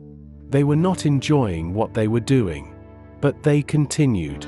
The explanation Milgram developed was that many of them had entered what he called an agentic state, a psychological mode in which the individual experiences themselves not as an autonomous moral agent but as an instrument of someone else's will. In this state, responsibility for outcomes is experienced as residing with the authority figure rather than with the person carrying out the actions. The discomfort does not disappear. It is redirected. The participant feels bad, but the badness is attributed to the situation rather than to their own choice. The agentic state helps explain what Arendt observed in Eichmann, not the absence of conscience, but its redirection. The conscience is not switched off. It is attached to a different referent, to the question of whether one is a good and obedient participant in the system, rather than to the question of whether what the system is asking is right. The moral feeling remains, only its orientation changes. Milgram's findings have been criticized on ethical grounds. The deception used and the distress caused to participants raised serious questions that helped shape the modern ethics of psychological research. The replication history is mixed, with some later studies finding lower compliance rates and others finding comparable ones depending on context. But the core insight has proven durable. Legitimate authority exerts enormous influence over human behavior, influence that often overrides both personal moral values and emotional discomfort. The practical implications are sobering. Institutional settings, hospitals, corporations, militaries, religious organizations, routinely create the conditions under which obedience to authority overrides individual moral judgment. The person who follows a harmful order, who stays silent when silence causes harm, who does what the organization requires in the face of their own doubts, they are not usually a villain. They are usually someone who has entered the agentic state and does not know it. What Milgram's work ultimately points toward is the importance of the moment of recognition, the moment at which a person steps back from the role they are playing and asks whether the instruction they are following is one they would endorse if they were the one issuing it. That moment is harder to reach than it sounds. It requires something like moral friction, a capacity to experience the discomfort of the situation as a signal about the situation rather than simply a discomfort to be managed. It requires, in short, exactly the kind of independent thinking that institutional authority is designed to make unnecessary. Emotional vampires. There are people who leave you feeling drained. Not in the ordinary way of a tiring day or a difficult conversation, but in a more specific and persistent way, as though something has been taken from you. You enter an interaction with them feeling fine, and you leave it feeling depleted, vaguely anxious, somehow less certain of yourself than you were before. You cannot always identify what happened or what was said. There was no fight. There was no obvious cruelty. But the feeling is unmistakable, and if you pay attention, it happens consistently, every time, regardless of your state going in. Psychologists and relational researchers have given informal names to this pattern, and the one that has stuck most vividly in popular psychology is the emotional vampire. The term is not a clinical diagnosis. It does not appear in psychiatric manuals. It is a metaphor, and like most durable metaphors, it works because it captures something real about a pattern of relational behavior. Vampires, in mythology, do not take by force. They are seductive. They are invited in. They drain slowly, in the night, and the person they feed on often does not know what is happening until the damage is done. Emotional vampires, in the relational sense, operate through similar mechanisms. They gain access through genuine or performed intimacy. They draw on the emotional and psychological resources of those around them, and the people they drain often find themselves confused about why the relationship feels so costly. Researchers and clinicians who study high-maintenance, chronically draining interpersonal patterns have identified several distinct types. The narcissistic emotional vampire is perhaps the most recognizable, a person whose need for attention, admiration, and validation is effectively insatiable. Conversations with them tend to circle back consistently to their concerns, their achievements, their grievances, their feelings, and when the conversation turns to you, there is often a subtle but perceptible reduction in engagement, a waiting for the topic to return to its proper subject. They can be charming, entertaining, and genuinely stimulating for a time. The drain comes from the sustained asymmetry, from giving into a relationship that, structurally, does not give back. The victim-identified emotional vampire presents a different pattern. This person's relational identity is organized around suffering. They experience their life as a continuous series of injustices, setbacks, and disappointments, and they require regular audiences for the narration of these experiences. The drain for those around them comes from the emotional labor of providing sympathy, the frustration of watching advice go unheeded, and the gradual realization that the problems are not being solved because, at some level, the problems serve a function. They maintain the connection, generate attention, and provide an identity organized around being wronged. Well-meaning helpers can find themselves spending enormous emotional energy on a situation that never improves, because improvement would require a restructuring of the entire dynamic. The drama-seeking emotional vampire organizes their relational world around crisis and intensity. In their company, there is always a conflict developing, an emergency unfolding, an outrage demanding response. Their emotional register is elevated much of the time, and being around them for extended periods elevates yours, creating a chronic state of low-grade tension that you may not even notice until you are away from them and feel, with some surprise, how quiet your nervous system has become. Calm feels not like relief but like absence, because they have calibrated their environment toward constant stimulation. The passive-aggressive emotional vampire operates through indirection. They express hostility through omission, delay, and subtle sabotage rather than direct confrontation. Their resentment shows up in forgotten commitments, in damning with faint praise, in the pointed silence that communicates displeasure without providing a target to engage. Relationships with them can feel like navigating a minefield with no map. You sense that something is wrong, but when you ask, you are told everything is fine, and the disparity between what you sense and what you are told creates a chronic, exhausting uncertainty. What all these patterns have in common is that they impose an asymmetric burden on others while resisting the kind of genuine mutual accountability that would redistribute it. The emotional vampire does not usually experience themselves as demanding or difficult. They experience themselves as needy in ways that are justified, as struggling in ways that deserve support, as simply being who they are. The pattern is, from the inside, invisible, which is part of what makes it so persistent.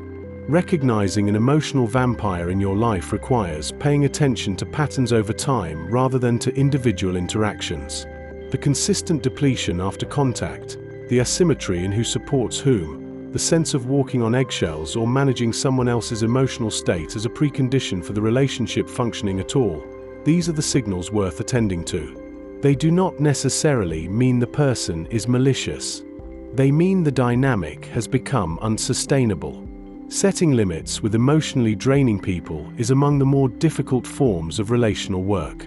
It runs against the instincts of empathy and loyalty, often triggers guilt, and can be actively resisted by the other person, who may experience any reduction in availability as abandonment. The relevant shift is often from changing the person to changing the structure of access. How often you are in contact, how much you share, what kinds of requests you respond to and which you decline. The goal is not to punish or to cut off, but to stop organizing your own nervous system around the management of theirs. The concept of the emotional vampire is ultimately a way of naming something many people feel but struggle to articulate, that some relationships cost more than they give, and that the cost is not always visible in individual moments but accumulates, over time, in the quiet depletion of energy, confidence, and ease. Naming that accumulation is not a hostile act. It is a prerequisite for deciding, clearly and without guilt, how much of yourself you are willing to spend. The just world fallacy. There is a belief so deeply woven into human psychology that most people are not aware they hold it. It is not a philosophy anyone consciously adopts. It is more like a background assumption, an invisible filter through which events are interpreted before rational analysis even begins. The belief is this, that the world is fundamentally fair, that people, in the end, get what they deserve, that suffering has a cause rooted in the character or choices of the person who experiences it, and that goodness, reliably enough, is rewarded. Psychologists call this the just world belief, and when it tips into a rigid, defended assumption, a fallacy, it becomes one of the most quietly destructive cognitive patterns in human social life. The concept was developed by the social psychologist Melvin Lerner in the late 1960s. Lerner observed, in a series of now classic experiments, that people who watched an innocent person being harmed, with no ability to intervene or compensate the victim, tended to derogate that person. They rated them as less likable, less moral, more deserving of their suffering. The derogation was not driven by hostility. It was driven by the psychological need to preserve the belief that the world makes sense, that suffering is not random, that the same fate could not simply arrive without cause. If the victim deserved it, if there was something about them that explained what happened, then the world remains orderly. And if the world is orderly, then you yourself are safe, as long as you are good enough, careful enough, moral enough. This is the hidden function of the just world fallacy. It is a psychological defense against the terrifying possibility of arbitrary suffering. If bad things can happen to anyone, without reason, without warning, regardless of their choices or their character, then no amount of virtue or caution can protect you. That is a genuinely difficult reality to hold. The just world belief offers an exit, a way of remaining in the world without being overwhelmed by its fundamental unpredictability. The cost of that exit is paid not by the person holding the belief, but by the people whose suffering is reinterpreted as deserved. The social consequences of the just world fallacy are extensive and serious. Victim blaming, the tendency to find ways in which people who have been harmed contributed to or caused their own suffering, is one of the most visible expressions of it. Survivors of sexual violence are asked what they were wearing, what they had been drinking, why they were in that place at that time. People who have been defrauded are asked why they were so naive. People living in poverty are assumed to lack the discipline or ambition to do otherwise. People with serious illness are probed for the dietary or lifestyle choices that explain their condition. Each of these interrogations serves the same psychological function: to locate the cause of suffering within the victim, and thereby preserve the belief that the world responds rationally to the character of those within it. The just world fallacy also shapes attitudes towards systemic inequality. If people get what they deserve, then those at the bottom of social hierarchies must be there for reasons intrinsic to them: lack of effort, lack of intelligence, lack of moral discipline. Structural explanations, the role of circumstance, history, resource distribution, and institutional bias, are psychologically uncomfortable for strong just world believers because they imply that outcomes are not purely earned. Acknowledging systemic injustice requires admitting that the world is not just, which threatens the very cognitive structure the belief exists to maintain. Research has found considerable variation in the strength of just world beliefs across individuals and cultures. People who score high on just world scales tend to be more likely to blame victims, less likely to support redistributive social policies, more likely to attribute poverty to personal failure, and more likely to believe that their own successes are purely the result of merit. They also tend, paradoxically, to experience higher personal anxiety, because the same belief that protects against vicarious suffering creates pressure to be perfectly virtuous, since any moral failure might invite deserved consequences. Just world beliefs are not uniformly harmful. Some degree of belief in a relationship between behavior and outcome is necessary for motivation and for the capacity to plan and make choices. The belief that effort tends to be rewarded, that honesty generally serves you better than deception, that care and skill matter, these are useful approximations of how the world often works. The fallacy emerges when the belief hardens into a rigid system that cannot accommodate counter-evidence, when it is extended from tendencies and probabilities to individual cases, and when it is used not to understand the world but to defend against the discomfort of its injustice. The antidote is not the opposite belief, that the world is entirely unjust and nothing anyone does matters. It is the harder, more nuanced position, that the world is partly fair and partly random, that character and choice matter but do not determine everything, that suffering does not always have a lesson and luck does not always have a lesson either. That position offers less psychological comfort than the just world belief.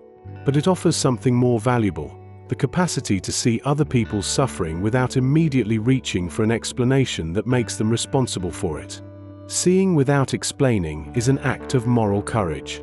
It means sitting with the discomfort of randomness, acknowledging that what happened to someone else could, in different circumstances, have happened to you. That acknowledgement is the foundation of genuine empathy. And genuine empathy is what the just world fallacy, in its quiet, self-protective way, is most designed to prevent. Social proof. When you are uncertain about what to do, you look at what other people are doing. This is not weakness or laziness. It is one of the most rational strategies available to a social creature navigating a complex world. Other people are information. Their choices and behaviors represent accumulated experience, cultural knowledge, and real-time feedback about what works and what does not. When everyone around you is moving in one direction, it is usually reasonable to at least consider moving that way too. The problem is not the strategy itself. The problem is what happens when the strategy is applied automatically, at scale, in environments where the crowd is not a reliable source of information. Or worse, in environments specifically engineered to exploit it. Robert Cialdini, in his landmark 1984 book Influence, named social proof as one of the 6 core principles of persuasion. He defined it as the tendency to determine what is correct by finding out what other people think is correct, and he documented the remarkable range of contexts in which this tendency shapes human behavior, often in ways that bypass conscious deliberation entirely. We look to reviews before choosing a restaurant. We are more likely to donate to a charity if we are told many others have donated. We laugh more readily at a joke if we hear other people laughing. We are more likely to join a queue we see forming than to ask whether the queue leads somewhere we want to go. The mechanism behind social proof operates through 2 distinct processes. One is informational influence, genuinely using others' behavior as data about what is true, good, or safe. This is often rational. The other is normative influence, conforming to others' behavior in order to be accepted, to avoid standing out, to fit into the social group. These 2 processes can be difficult to distinguish from the inside, because both feel like reasonable responses to a situation and both can be activated simultaneously. The result is a powerful and largely automatic pull toward whatever the surrounding crowd is doing.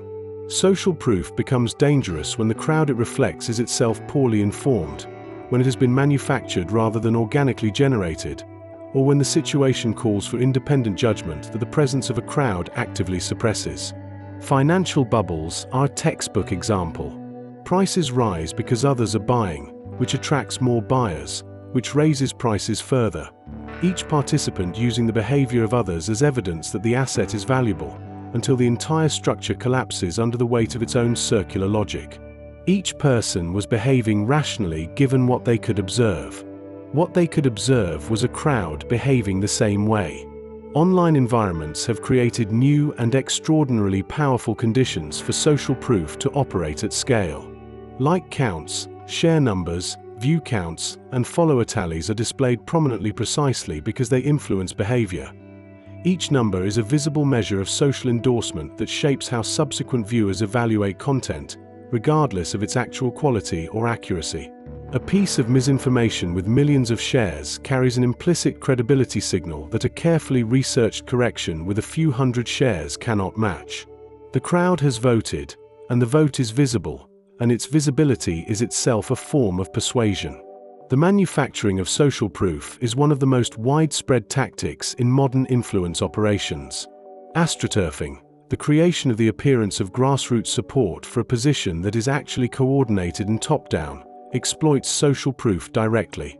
Fake reviews, purchased followers, coordinated inauthentic behavior on social platforms. All of these create the appearance of consensus where none exists, and that appearance is persuasive because social proof operates largely below the threshold of critical analysis. By the time a person is questioning whether the apparent consensus is real, it has usually already done its work. Social proof also operates in emergencies, where it interacts with the bystander effect to particularly harmful effect. When people are uncertain whether a situation requires action, they look to others for cues about how serious it is. When everyone is behaving calmly, perhaps because everyone is using everyone else as their source of information, the collective signal is that nothing urgent is happening, even if the objective situation is dire. The crowd becomes a distorting mirror, reflecting a calmness that no individual member necessarily feels, but all of them see in each other. Understanding social proof requires developing what might be called source awareness, the habit of asking not just what the crowd is doing, but why, and who the crowd actually is. A crowd of people who all received the same piece of information from the same single source is not independent evidence. It is one data point expressed by many mouths. A crowd that has been assembled through incentives or manufactured through automation tells you nothing reliable about the underlying reality. The value of social proof as information depends entirely on the independence and quality of the individuals whose behavior makes it up. None of this means ignoring social information altogether. That would be both impossible and unwise. It means calibrating, applying social proof most heavily in domains where others genuinely have more experience or knowledge than you, and maintaining more independence in domains where the crowd has no special claim to accuracy. It means being particularly alert in situations of high uncertainty and high emotional stakes, which are precisely the conditions under which the pull of social proof is strongest and critical evaluation is hardest. The crowd is not always wrong, but it is also not always right. And the fact that many people believe something, or buy something, or do something, is evidence about the world only to the degree that those people came to their position independently. In a world where the appearance of consensus can be engineered and displayed at scale, that qualification matters more than ever. Trauma bonding. One of the things that is hardest for people on the outside of an abusive relationship to understand is why the person inside it does not leave. From the outside, the damage is visible. The pattern is clear. The person being harmed is intelligent, and they know what is happening to them, or at least they know it in some register, some part of themselves that continues to observe and record even when other parts are overwhelmed. And still they stay. Or they leave and come back. Or they leave and spend months, sometimes years, mourning the relationship they left, missing the very person who hurt them, wondering what they could have done differently. From the outside, this looks like a failure of will or judgment. From the inside, it is something much more specific and much more physiological. It is called trauma bonding. The concept draws on research into attachment and stress physiology to explain how abusive relationships can create bonds that are, paradoxically, stronger than those formed in consistently safe and loving relationships.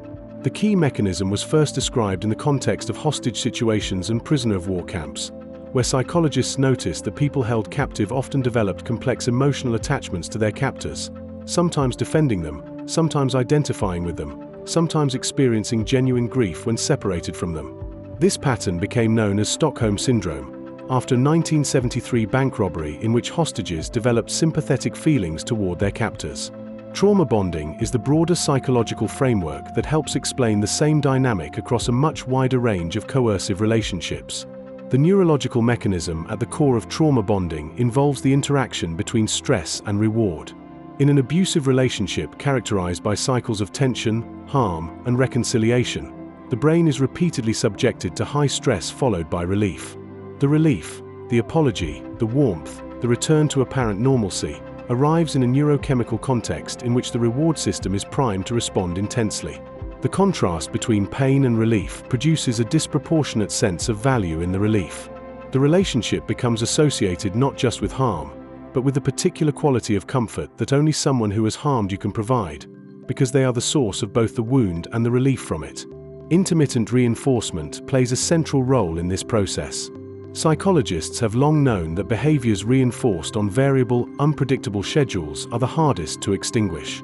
When you cannot predict when the reward will come, when kindness and cruelty alternate without pattern, the attachment to the source of that reward becomes compulsive. The person subjected to intermittent reinforcement in a relationship does not simply respond to the good moments. They become organized around the pursuit of them, their attention and energy channeled toward managing the variables that might produce warmth rather than harm. This is not a choice. It is the output of a learning system responding to its environment exactly as it was designed to. Trauma bonding is also maintained by the progressive erosion of the self that accompanies sustained abuse.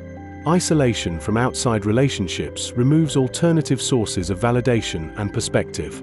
Gaslighting undermines the survivor's confidence in their own perceptions. Intermittent criticism and praise creates a dependency on the abuser's evaluation.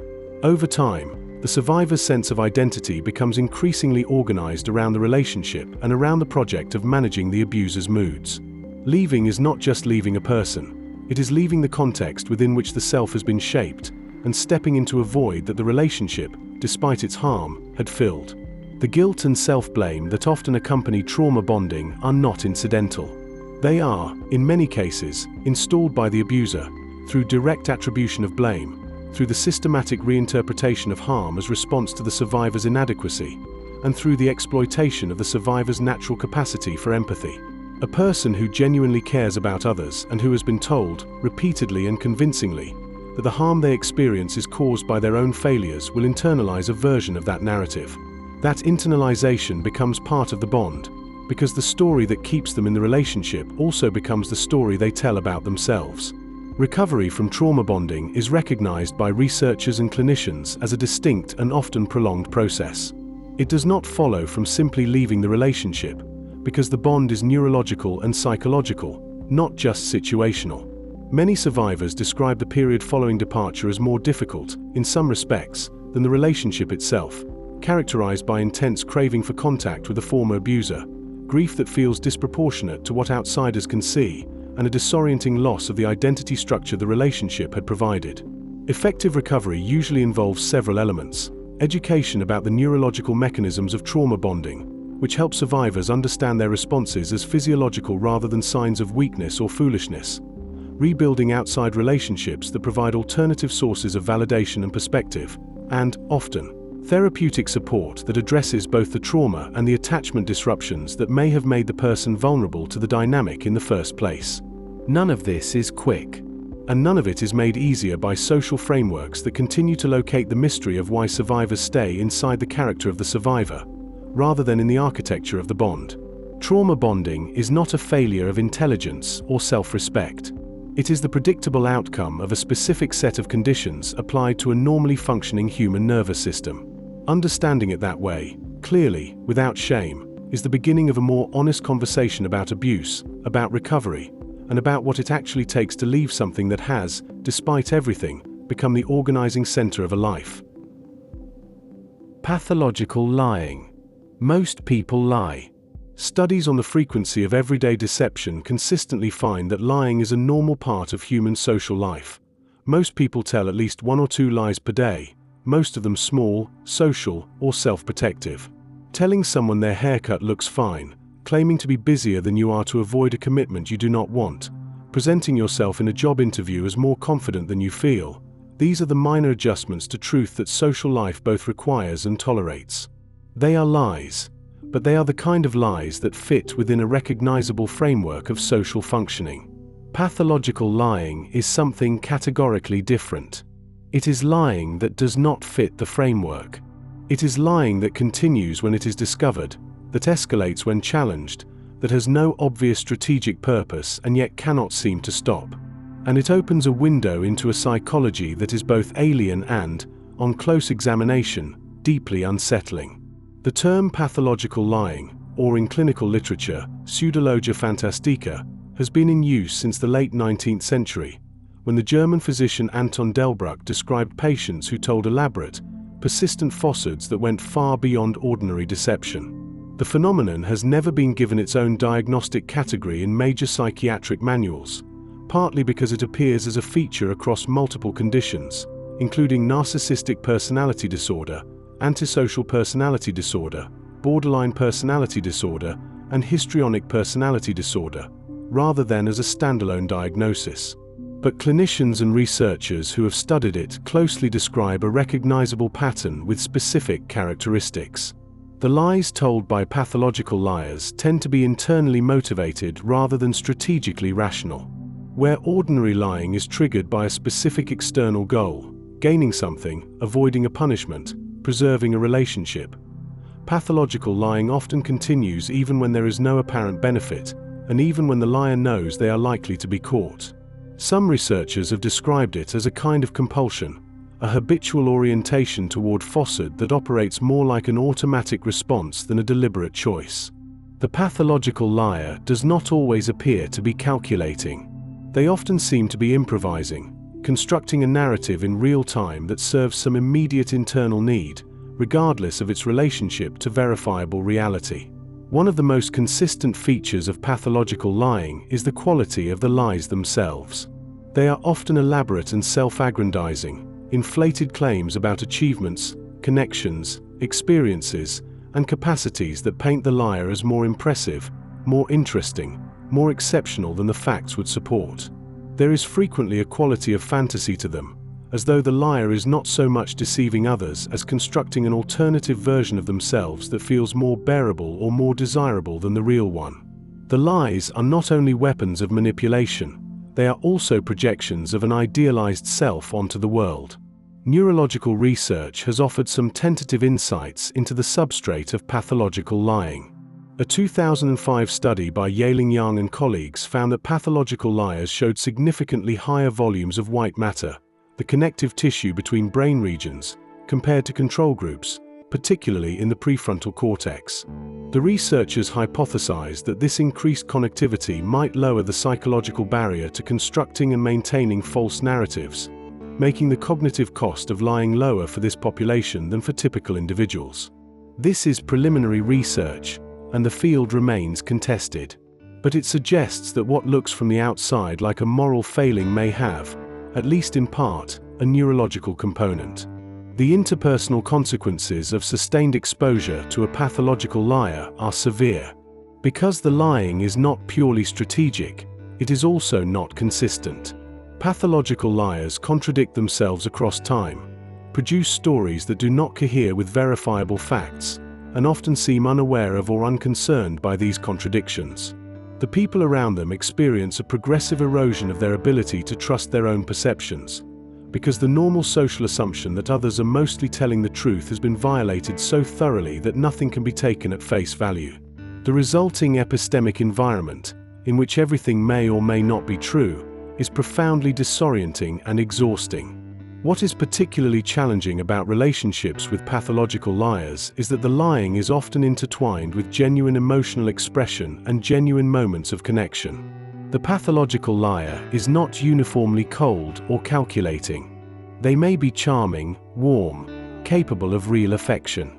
The falsehoods exist alongside authentic human qualities, which makes the pattern harder to see clearly and harder to respond to decisively. The person who loves them is not simply fooled, they are responding to something real, within a framework that is unreliable. Treatment of pathological lying is complicated by the fact that the lying often extends into the therapeutic relationship itself, making honest self-report, the foundation of most therapeutic approaches, difficult to establish. Progress typically requires a therapeutic alliance strong enough to address the underlying vulnerabilities that the lying protects, which often include profound shame, deep insecurity about the adequacy of the authentic self, and early relational experiences in which the truth was dangerous or insufficiently recognized. The lying, from this perspective, is not simply a character flaw to be corrected. It is a coping structure to be understood. Pathological lying forces an uncomfortable question about the relationship between identity and narrative. All of us construct a version of ourselves that is partly curated, partly idealized, partly selective.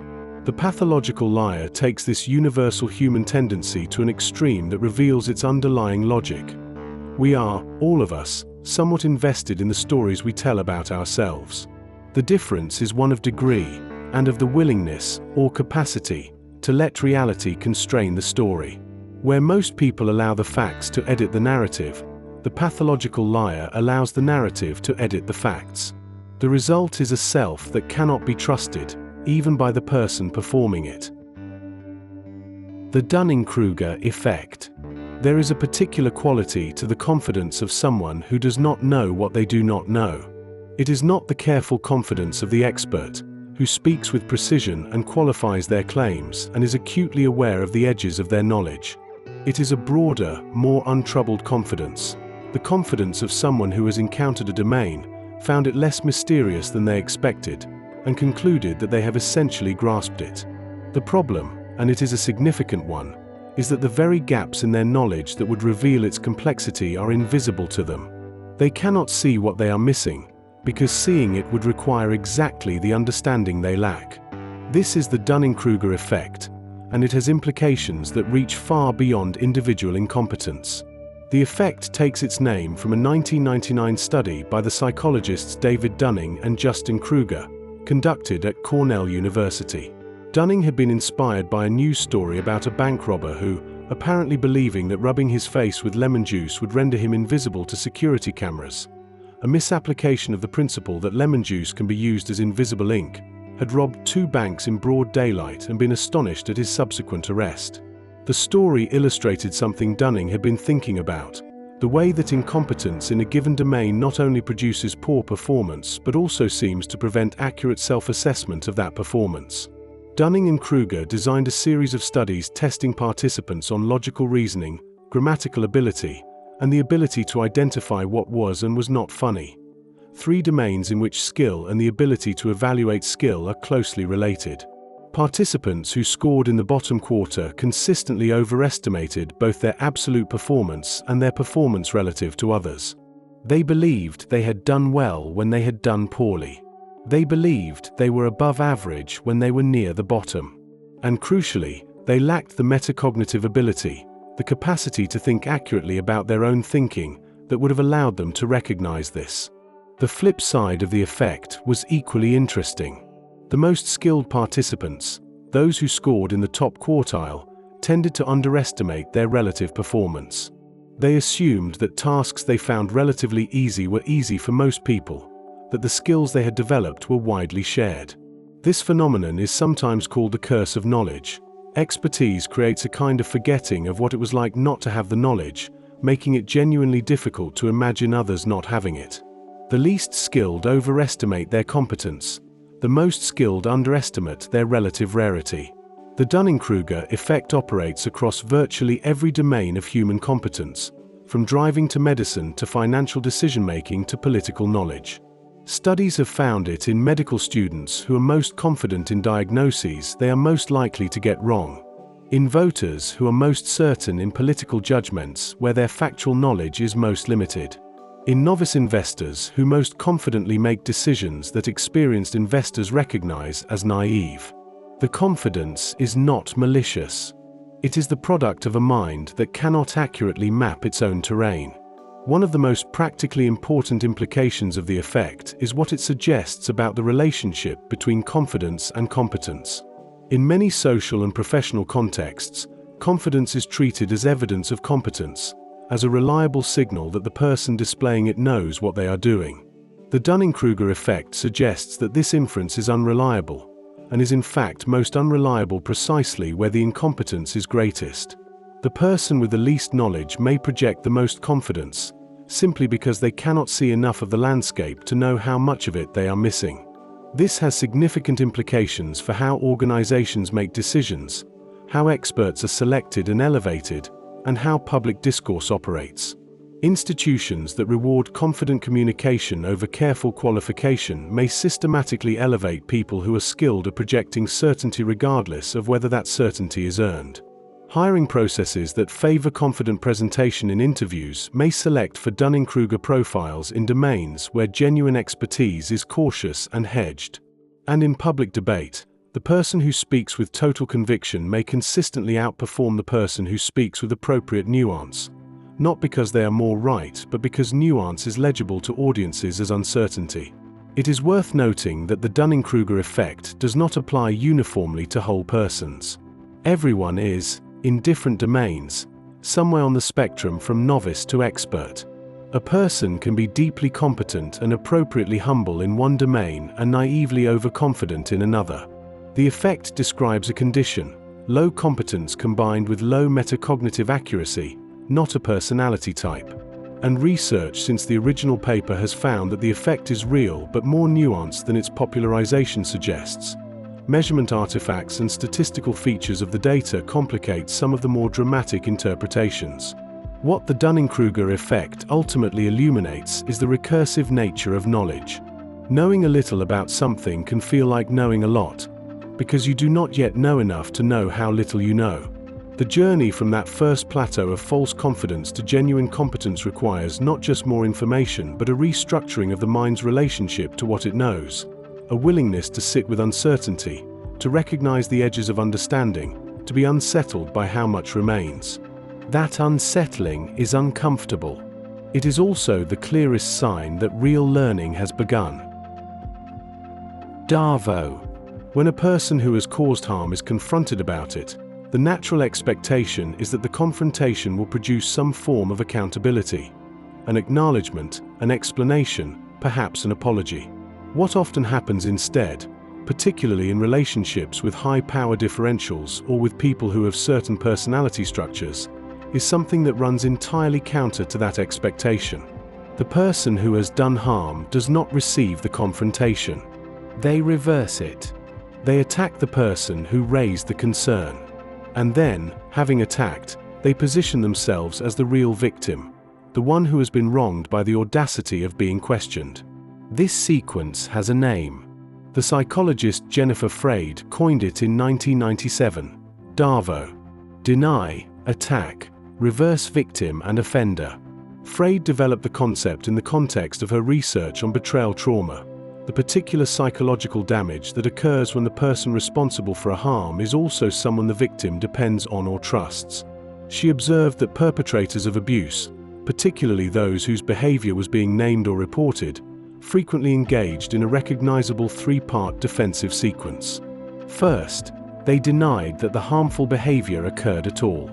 Second, when denial was not sufficient to deflect accountability, they attacked the credibility, motives, or character of the person raising the concern. Third, they recast themselves as the injured party, claiming to be the one who had been wronged, hurt, or treated unfairly, often with a level of emotional intensity that made the original concern appear secondary. The denial phase is often the most straightforward. It ranges from flat-out contradiction, that never happened, you're making it up, to more sophisticated forms of minimization and reframing. That was not what I meant. You're misremembering, you're taking it out of context. The function is to introduce doubt about the reality of what occurred, and to shift the burden onto the person who raised the concern to prove what they experienced. In relationships where there is a significant power differential, or where the target has already had their perceptions systematically undermined, this phase alone is often enough to end the confrontation. The attack phase escalates when denial does not succeed. The person deploying DARVO turns the confrontation into a counter-accusation, questioning the motives of the person who raised the concern, attributing the accusation to jealousy, instability, a desire to manipulate, or some other character flaw. The implicit message is that the problem is not what happened, but the fact that it was raised, and that raising it reveals something damning about the person who raised it. This is not a logical response to an accusation. It is a social and emotional move designed to put the accuser on the defensive and redirect the conversation away from the original issue. The reversal phase, reverse victim and offender, is the most disorienting element of the sequence. Having denied and attacked, the perpetrator now performs injury. They express hurt, betrayal, or victimization at being accused. They cry, they withdraw, they speak of how much damage the accusation has done to them. They may enlist the sympathy of others, positioning themselves as targets of a false or cruel attack. The effect is to create a competing victimhood narrative that rivals and potentially displaces the original one, and to place the accuser in the position of either backing down from their concern or appearing to persist in cruelty against someone who is now also claiming to be hurt. What makes DARVO so effective as a defensive maneuver is that it exploits several features of human social cognition simultaneously. It exploits the normal social pressure to resolve conflict quickly and restore harmony.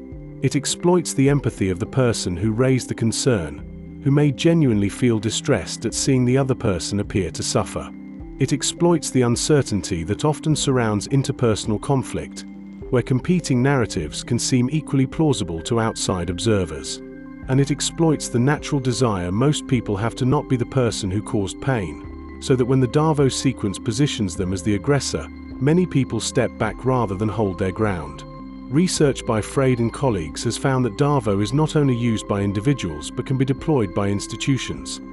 Organizations that, when their harmful practices are named, deny wrongdoing, attack the credibility of whistleblowers, and recast themselves as victims of unfair attack.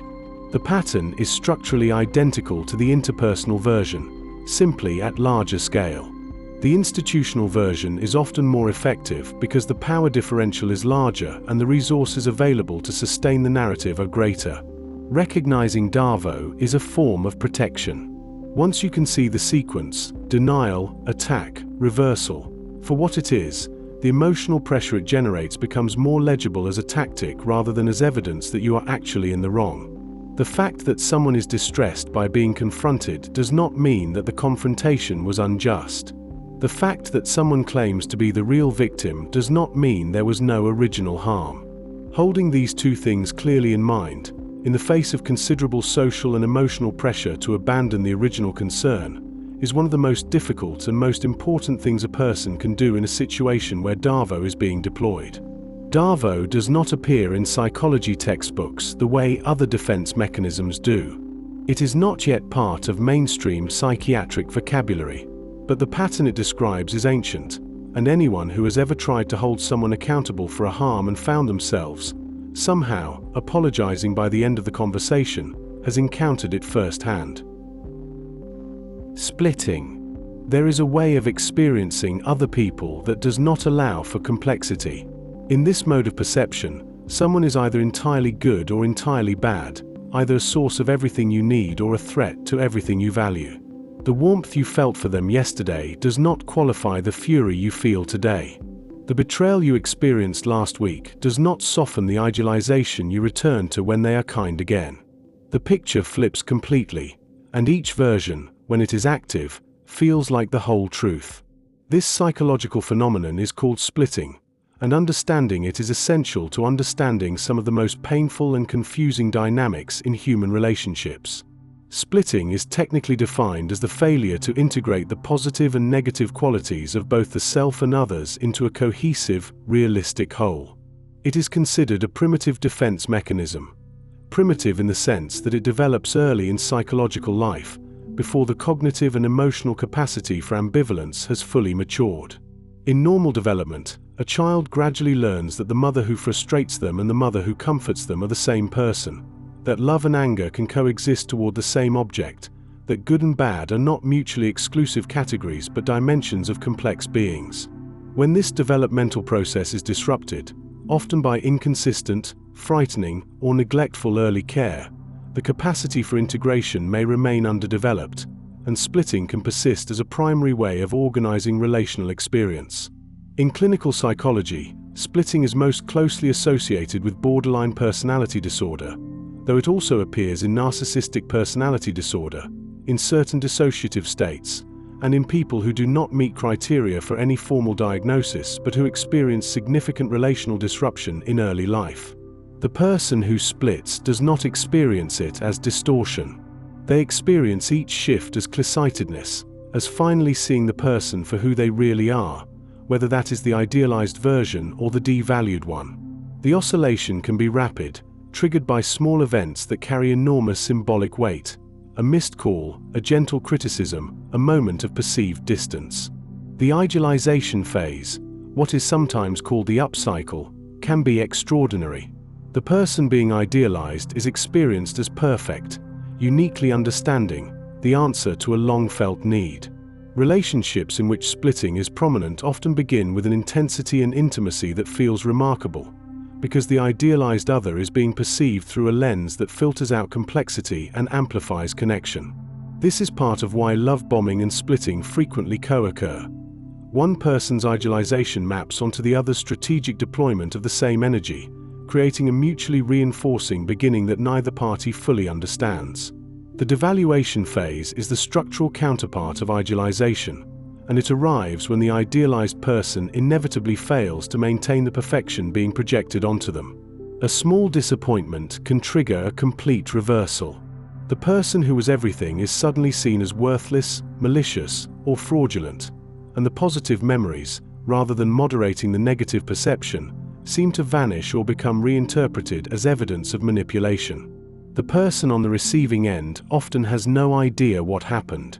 From their perspective, they did something small and ordinary, and what came back at them was a total condemnation. Being in a relationship with someone who splits, whether as a romantic partner, a parent, a colleague, or a friend, is a disorienting experience. The lack of stable middle ground means that there is no reliable floor of basic goodwill. Positive regard can disappear entirely based on triggers that seem disconnected from the actual quality of the relationship. The person being split on often finds themselves walking on eggshells, monitoring their behavior for signs that devaluation is approaching, or trying to maintain the idealized status by never disappointing the other person. An impossible project that guarantees eventual failure and the devaluation it was trying to prevent. From the perspective of the person who splits, the experience is not one of distortion but of accurate perception repeatedly confirmed. The people in their life do turn out to be either wonderful or terrible, because the lens they are being viewed through allows no other result.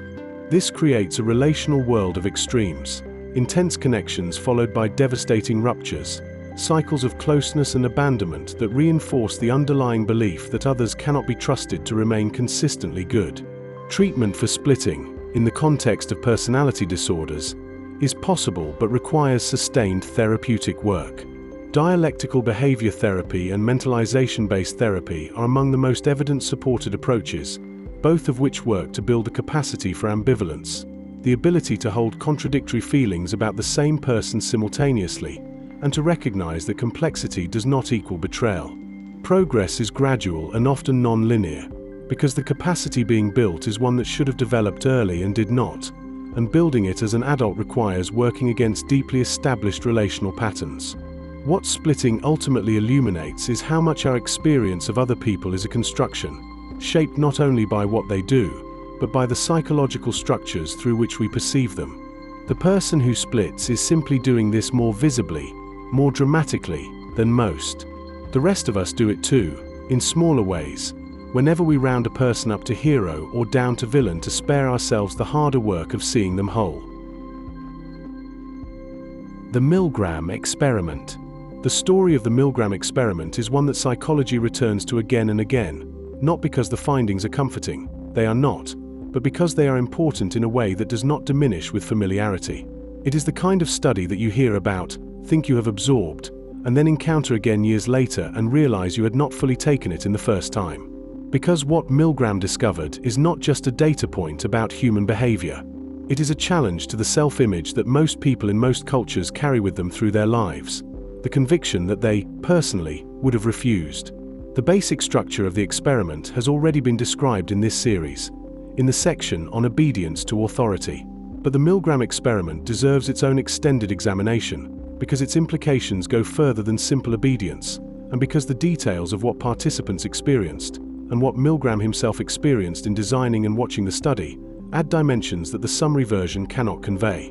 Milgram began his research in 1961, within weeks of the opening of Adolf Eichmann's trial in Jerusalem. He was a Jewish man, the child of immigrant parents, conducting research at Yale during a period when the mechanisms of the Holocaust were being publicly examined for the first time in a formal legal context. The question driving him was not abstract. He wanted to know whether there was something specifically German about what had happened, whether ordinary Americans, faced with similar pressures, would behave differently. The answer he received was not the one he wanted. What is often underemphasized in descriptions of the experiment is the degree of visible distress many participants experienced while continuing to obey. Milgram documented participants who were sweating, shaking, covering their faces, laughing with obvious anxiety, pleading with the experimenter to stop, and yet continuing to administer shocks. One participant had a full seizure-like episode during the procedure. Milgram's own accounts describe watching these moments through the one-way glass with growing horror at what he was witnessing. The participants were not indifferent. They were in genuine conflict. And they continued anyway. This detail matters enormously. The common intuition about why ordinary people might participate in atrocities involves some version of callousness, the idea that they must not have cared, or must have enjoyed it, or must have been numb to the suffering they were causing. What Milgram showed was that caring is not sufficient protection. Distress is not sufficient protection. The internal experience of wrongness does not reliably produce the behavior of refusal, when that refusal requires defying an authority figure in a structured social situation. The emotional response was there. The action it should have produced was not. Milgram's variations on the original study revealed with precision the conditions that enabled obedience and the conditions that disrupted it. When the learner was in the same room as the teacher, obedience dropped. When the teacher had to physically hold the learner's hand onto the shock plate, it dropped further. When the authority figure was absent from the room and gave instructions by telephone, obedience dropped substantially. When two Confederate teachers rebelled before the real participant reached the highest shock levels, the vast majority of real participants also refused to continue. Each of these variations identified a specific mechanism.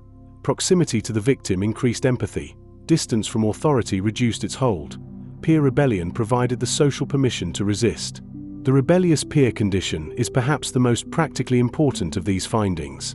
It demonstrates that the social permission to refuse, the simple knowledge that others like you are also refusing, can dramatically change what people do. Milgram interpreted this as evidence that the obedience he observed was not simply a property of individual psychology but of social structure. When the structure included sanctioned dissent, people dissented. When it did not, they complied. The implication is that resistance to harmful authority is not primarily a matter of individual moral heroism, but of social design, of whether the structures around a person make refusal imaginable and legitimate. The ethical controversy surrounding the Milgram experiments is real and substantial. Participants were deceived about the nature of the study, subjected to genuine psychological distress, and some reported lasting effects. The debriefing procedures Milgram used were considered inadequate by critics. The studies could not be conducted in their original form today under standard research ethics guidelines. Milgram himself wrestled publicly with the ethics of his own work.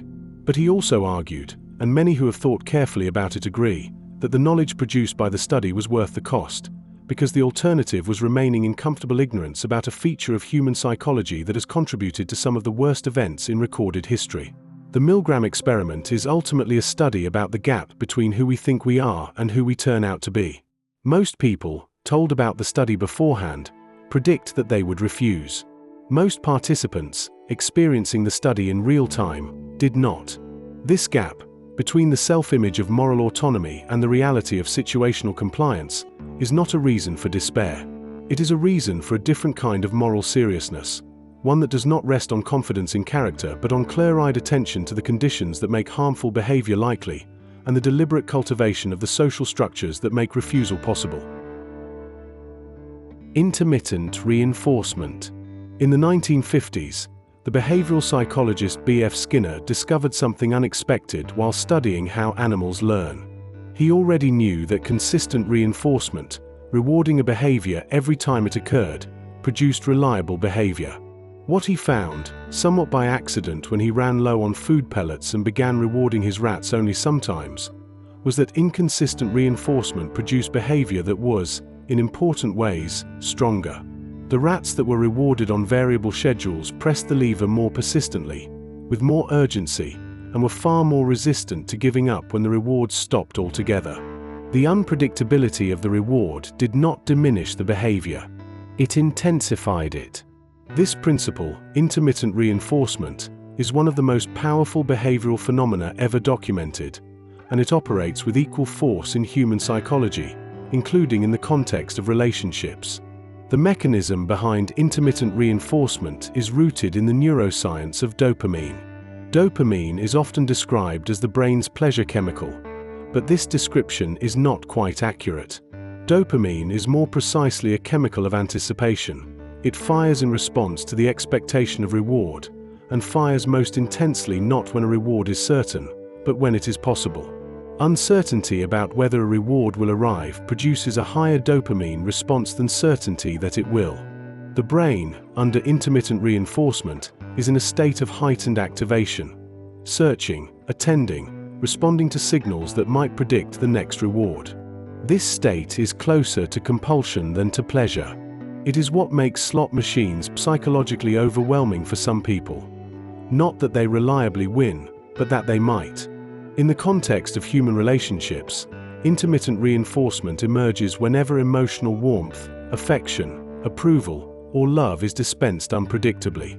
This can happen consciously, in relationships where one person is deliberately withholding warmth as a control tactic, alternating between periods of affection and cold withdrawal to keep the other person in a state of anxious pursuit.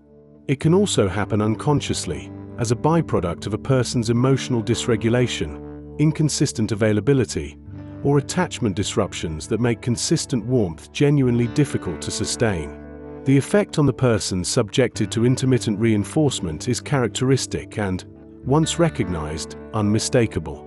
They become preoccupied with the other person in a way that goes beyond ordinary caring. Their mood becomes disproportionately tied to the other person's responses, soaring when warmth is offered, plummeting when it is withdrawn.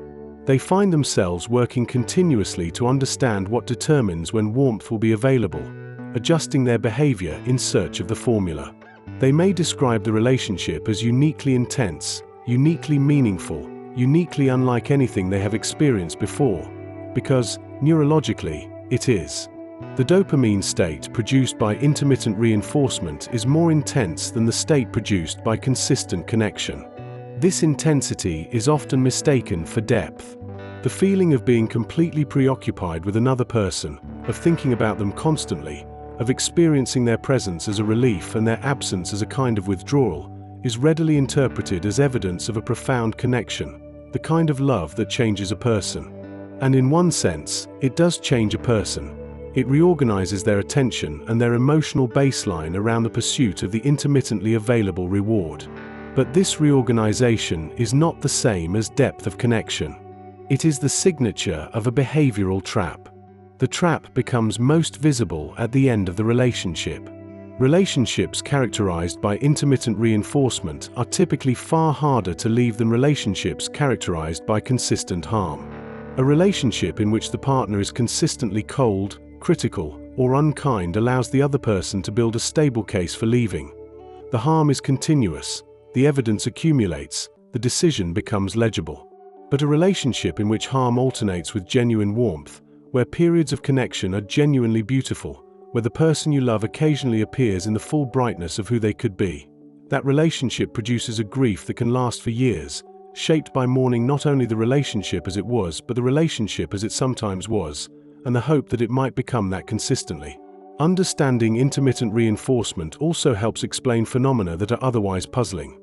Why people return to relationships they have left and know are harmful, why the no contact recommended after certain types of relationships is so difficult to maintain, and why the object of an intermittent reinforcement dynamic can feel irreplaceable in a way that more consistently loving relationships do not.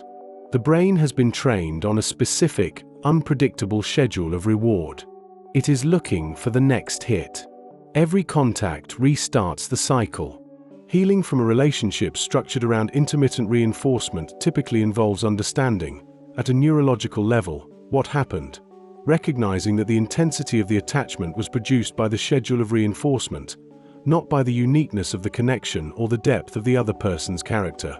This does not make the feelings less real, but it changes their meaning. The compulsive quality of the pull is not evidence that the relationship was right. It is evidence that the brain was trained. Intermittent reinforcement is not always deployed maliciously. It emerges from emotional inconsistency as reliably as from deliberate manipulation. But its effects on the person subjected to it are the same regardless of the intent behind it. Understanding its mechanics, in slot machines, in laboratory rats, in the relationships that refuse to leave your mind long after they have ended, is one of the more liberating things psychology has to offer. The fundamental attribution error. When someone cuts you off in traffic, your first instinct is probably not to wonder whether they just received a phone call telling them a family member has been rushed to hospital. It is more likely to produce an immediate judgment about the kind of person they are: aggressive, inconsiderate, the sort of driver who treats the road as their personal domain. When you are the one who cuts someone off, because you missed your exit, because you were distracted for a moment, because the merge lane ended faster than you expected, you know it was a situational error, an exception, not a reflection of who you are as a driver or a person. This asymmetry in how we explain our own behavior versus how we explain the behavior of others is one of the most consistently documented and practically important phenomena in social psychology. It is called the fundamental attribution error. The concept was introduced by Lee Ross in 1977, building on earlier work by Edward Jones and Victor Harris. Ross named it the fundamental attribution error to capture what he saw as a basic, pervasive, and consequential flaw in human social judgment: the tendency to overweight dispositional factors, a person's character, personality, and stable traits, when explaining the behavior of others, while underweighting situational factors, the circumstances, pressures, and contextual variables that may have shaped the behavior. For our own behavior, we tend to do the reverse. We are acutely aware of the situations we are in, and we attribute our actions to those situations rather than to our character. The classic demonstration of the effect comes from a 1967 study by Jones and Harris. Participants were shown essays that either supported or opposed Fidel Castro, and were asked to rate the true attitude of the essay writer toward Castro. Half the participants were told that the writer had freely chosen their position. The other half were told that the writer had been assigned the position, that they had been instructed to write in favor of or against Castro regardless of their own views. Even participants who knew the essay writer had been assigned their position still rated them as holding the position they had argued. The situational constraint, "I was told to write this," was not enough to override the inference that the writing reflected genuine belief. This tendency to see behavior as reflecting stable character rather than situation has profound consequences across every domain of social life. In the workplace, managers who observe a single poor performance from an employee are likely to attribute it to the employee's competence or effort, rather than to the specific conditions in which the performance occurred. In criminal justice systems, juries evaluating the actions of defendants in high-pressure, fear-driven situations tend to judge the actions against an implicit standard of calm, unconstrained choice. In interpersonal conflict, when someone behaves hurtfully, the impulse is to draw conclusions about who they are rather than to ask what circumstances might have produced that behavior in this moment. The actor-observer asymmetry, the fact that we apply the error to others more than to ourselves, has been extensively studied and found to be robust, though the magnitude of the effect varies across cultures. Research has found that the fundamental attribution error is less pronounced in collectivist cultures, where social context and relational roles are given more explanatory weight in understanding behavior, compared to individualist cultures, where personal agency and character tend to be the primary explanatory framework. This suggests that the error is not purely cognitive but is also shaped by cultural assumptions about the relative importance of persons and situations. The error is maintained by several cognitive features. We have direct access to our own situational experience. We feel the pressure we are under, the history we bring to a moment, the constraints we are navigating. We do not have equivalent access to others' situational experience. What we see is behavior, and behavior invites trait inference in a way that invisible situational context does not. We are also subject to a perceptual bias. The person performing an action is the most salient figure in our visual and cognitive field, while the situation they are operating within is less salient, receding into background. There is also a motivational component. Explaining others' behavior in terms of their character is simpler and more satisfying than explaining it in terms of situational complexity. It produces a cleaner picture. This person is like this. That provides a sense of predictability and control. If bad behavior reflects stable character, the world is at least legible, even if that legibility comes at the cost of fairness. The practical antidote to the fundamental attribution error is not the opposite error, attributing all behavior to situation and denying the reality of character entirely. People do have stable traits, and character does influence behavior. The corrective is developing the habit of asking, before a dispositional conclusion is reached, what situation might have produced this behavior in a person who is not essentially different from you? That question does not always produce a different conclusion, but it produces a more careful one. And in relationships, in workplaces, in legal systems, and in public life, the difference between a careful judgment and a reflexive one is often the difference between justice and its absence. Envy disguised as concern. There is a particular kind of discouragement that arrives dressed as care. It comes from people who know you well, who have your best interests at heart, or who present themselves that way, and it lands softly, with a gentleness that makes it harder to push back against than open criticism would be. It might sound like a worried question about whether you have really thought this through. It might sound like a cautionary story about someone who tried something similar and was hurt. It might sound like a list of all the ways things could go wrong, offered in the tone of someone who simply cannot bear the thought of seeing you fail. And because it arrives in the language of love and concern, it can take a very long time to notice that it has the same effect as sabotage, that every time you move toward something, this voice appears to pull you back. Envy is one of the most socially forbidden emotions. It is widely recognized as ugly, as a sign of smallness, as a feeling that reflects poorly on the person who experiences it. As a result, people who feel envy, including people who are by most measures good and decent, often do not acknowledge it, even to themselves. Instead, the emotion is rerouted. It finds expression in forms that are more acceptable, more legible as virtuous. And one of the most common of these forms is concern. The psychology of this transformation is not always deliberate or conscious. A person who feels threatened by your success, unsettled by your progress, or privately afraid that your advancement will somehow diminish them, may genuinely not identify what they are feeling as envy. They may experience their hesitation about your plans as legitimate worry. They may believe, at the level of conscious awareness, that they are trying to protect you. The feeling that motivates the intervention is invisible to them, while its effects on you are entirely real. Research on social comparison, the process by which people evaluate their own standing by comparing themselves to others, has consistently found that upward comparisons, in which someone evaluates themselves against a person who is doing better, can produce envy, resentment, and a motivation to reduce the gap, either by improving oneself or by diminishing the other. The second route, when it is taken, rarely announces itself honestly. Instead, it appears in the form of practical objections, worried advice, and expressions of doubt that position the speaker as caring rather than competitive. The people most likely to deploy envy disguised as concern are often those who are close to you, friends, family members, colleagues, precisely because closeness creates the conditions for social comparison. We compare ourselves most intensely to people who are similar to us and whose lives overlap with ours. A sibling who pursues a career you considered, a friend who achieves a goal you share, a colleague who is promoted while you remain in place. These are the figures most likely to trigger the comparison, and therefore the most likely sources of the disguised discouragement. There is a specific quality to this kind of input that distinguishes it, over time, from genuine concern. Genuine concern tends to be responsive. It arises in specific circumstances, addresses specific risks, and adjusts when the concern is addressed or the risk passes.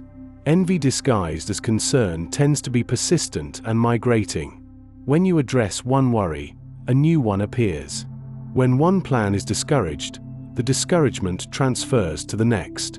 The goalposts move in ways that track your progress rather than your risks. The person who worried you were aiming too high, when you achieve the goal, finds reasons to worry you are not grateful enough, or are moving too fast, or are about to fall. Recognizing this pattern requires a particular kind of self-trust, the willingness to take your own felt sense of the interaction seriously, even when the surface content of the interaction is packaged as care. It also requires holding two things at once, that the person may genuinely care about you, and that their caring may be filtered through envy in ways they are not fully aware of. These two things are not mutually exclusive. People can love you and be threatened by you simultaneously. The love is real. The threat is also real. And the output of the combination can be systematically discouraging in ways that neither party fully sees. The appropriate response is rarely confrontation. Telling someone that you believe their concern is actually envy typically produces defensiveness and damage to the relationship, without producing the honest acknowledgement that would actually help.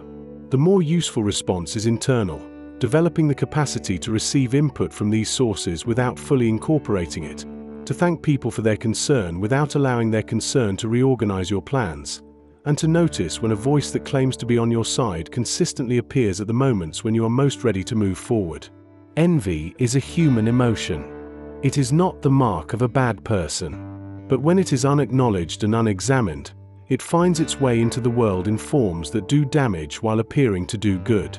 Learning to recognize those forms, in others and in yourself, is among the more honest and uncomfortable things that genuine self-awareness requires. Diffusion of responsibility. When everyone is responsible, no one is responsible. This is not a cynical aphorism.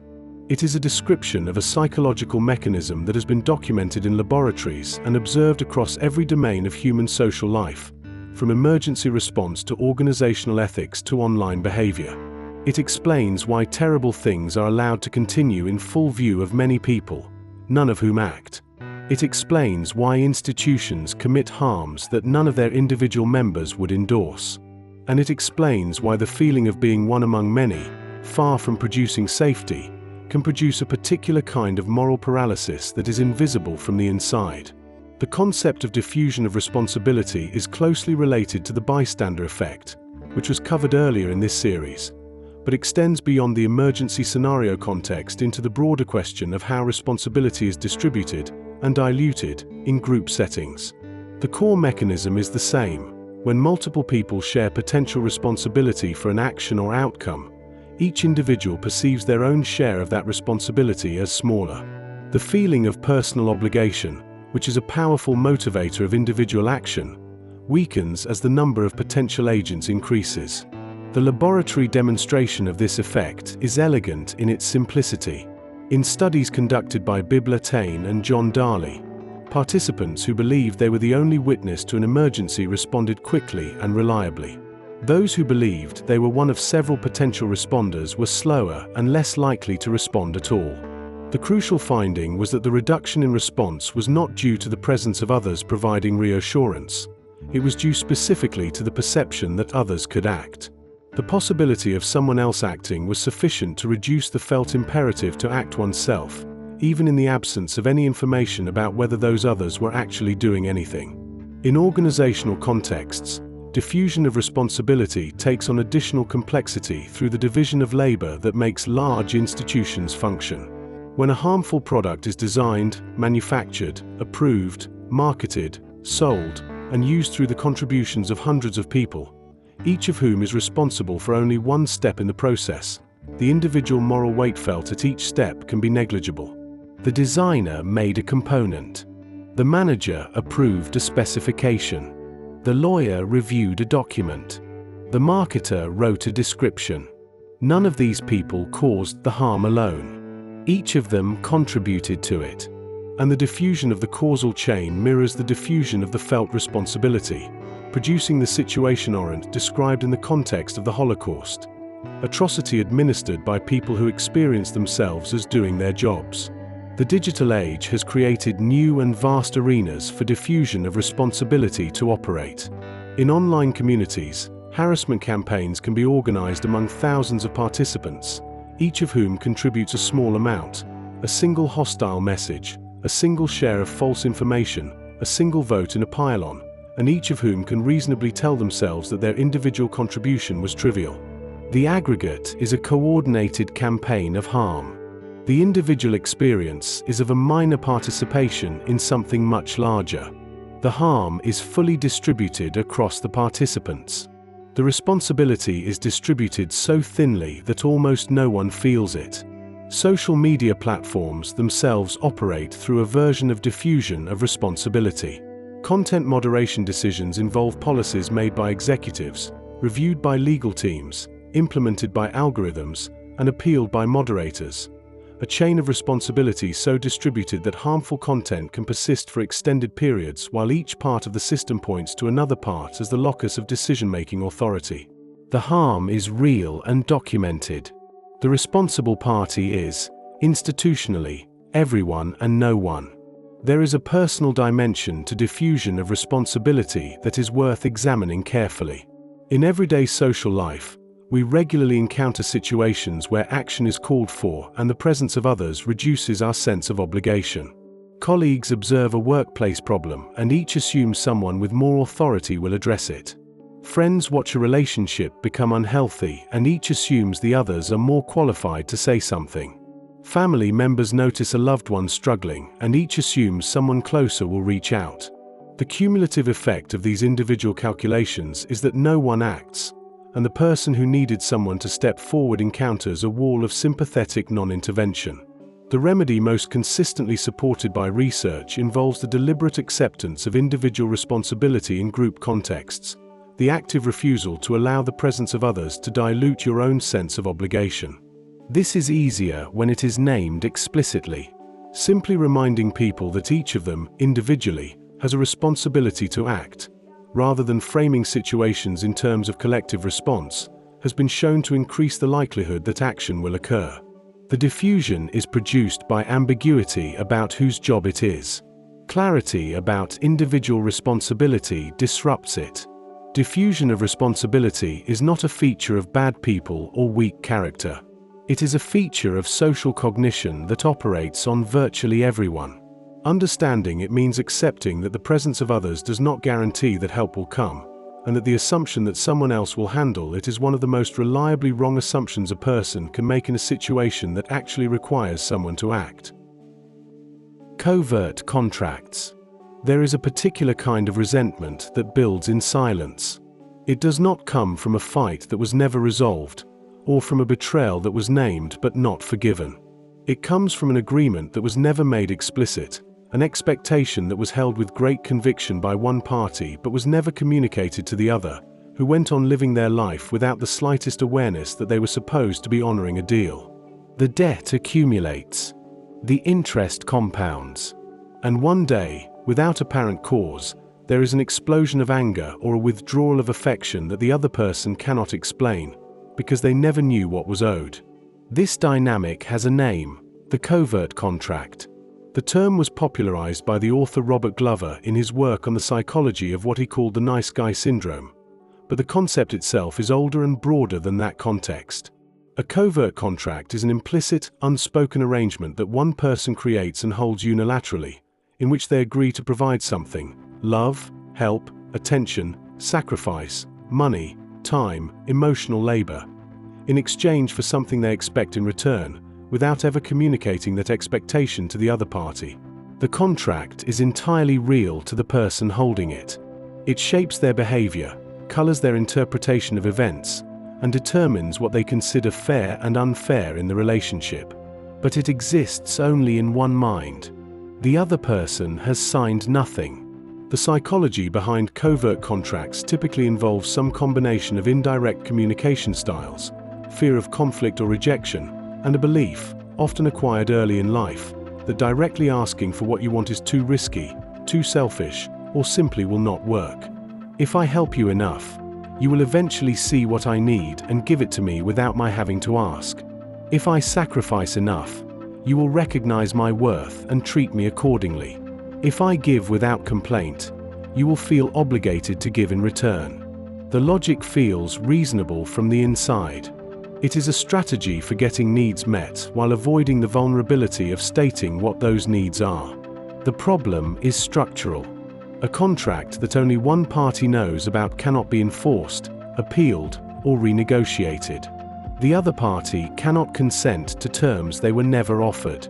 When the contract is not honored, which is inevitable, since the other person does not know it exists, the person holding it experiences what feels like a betrayal. The anger, resentment, or hurt that follows is real, but it is directed at someone for failing to meet an obligation they never accepted. The other person, bewildered by the intensity of the response, often tries to defend themselves against an accusation they cannot fully understand, which only deepens the frustration of the person holding the contract. Covert contracts are particularly common in romantic relationships and in family dynamics, where intimacy and proximity create the expectation that needs should be legible without being stated. The belief that a genuinely loving partner should know what you need without being told is widespread and, in many cultures, actively romanticized. What this belief produces in practice is a communication environment in which one or both partners are operating on unexpressed expectations, each waiting for the other to demonstrate their love through the spontaneous fulfillment of needs that have been carefully withheld from explicit discussion. The resentment that accumulates from unfulfilled covert contracts is among the most corrosive forces in long-term relationships. It is slow, it is invisible to the other party, and it gradually erodes the goodwill that is the foundation of any ongoing connection. The person holding the contracts begins to interpret the other person's ordinary behavior, their choices about how to spend time, their prioritization of their own needs, their lack of spontaneous attunement, through the lens of accumulated debt. Small failures become evidence of a larger pattern. The other person, experiencing what they believe is a healthy and reasonably functional relationship, is unaware that they have been accumulating a deficit that eventually, without warning, comes due. Resolving covert contracts requires the difficult work of making them explicit, which means first identifying them, then accepting that they have been operating below the surface of conscious communication, and then either converting them into actual, mutual agreements that both parties can choose to accept or decline, or releasing them as the unilateral expectations they always were. This is harder than it sounds, because the act of making a covert contract explicit requires accepting the vulnerability of stating a need directly, which is often the very vulnerability the contract was constructed to avoid. There is also a deeper work involved, examining the belief that direct requests are too risky or too revealing. For many people, this belief has roots in early relational experiences where direct expression of need was met with dismissal, ridicule, or punishment. The covert contract is, in part, an adaptation to a relational environment where need could not be safely stated. Understanding that origin does not make the strategy effective, but it makes the shift away from it more compassionate, toward both the other person, who has been held responsible for an agreement they never made, and toward oneself. Covert contracts are a form of dishonesty, but not the kind that involves lying to others. They are a form of dishonesty with the self, a refusal to fully acknowledge what you want, to own the wanting openly, to allow the other person the dignity of choosing whether to meet it. When the contracts are released and needs are brought into direct speech, what usually emerges is not rejection but a conversation that the relationship was always capable of having, and had simply never been given the chance. The God complex. There is a specific quality to the certainty of someone who genuinely believes they cannot be wrong.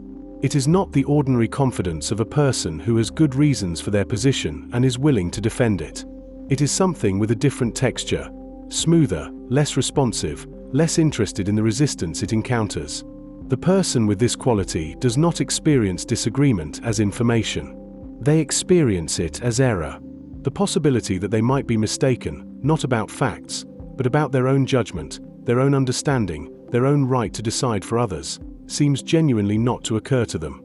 Clinicians and cultural observers have given this pattern a name that captures its essential character, the God complex.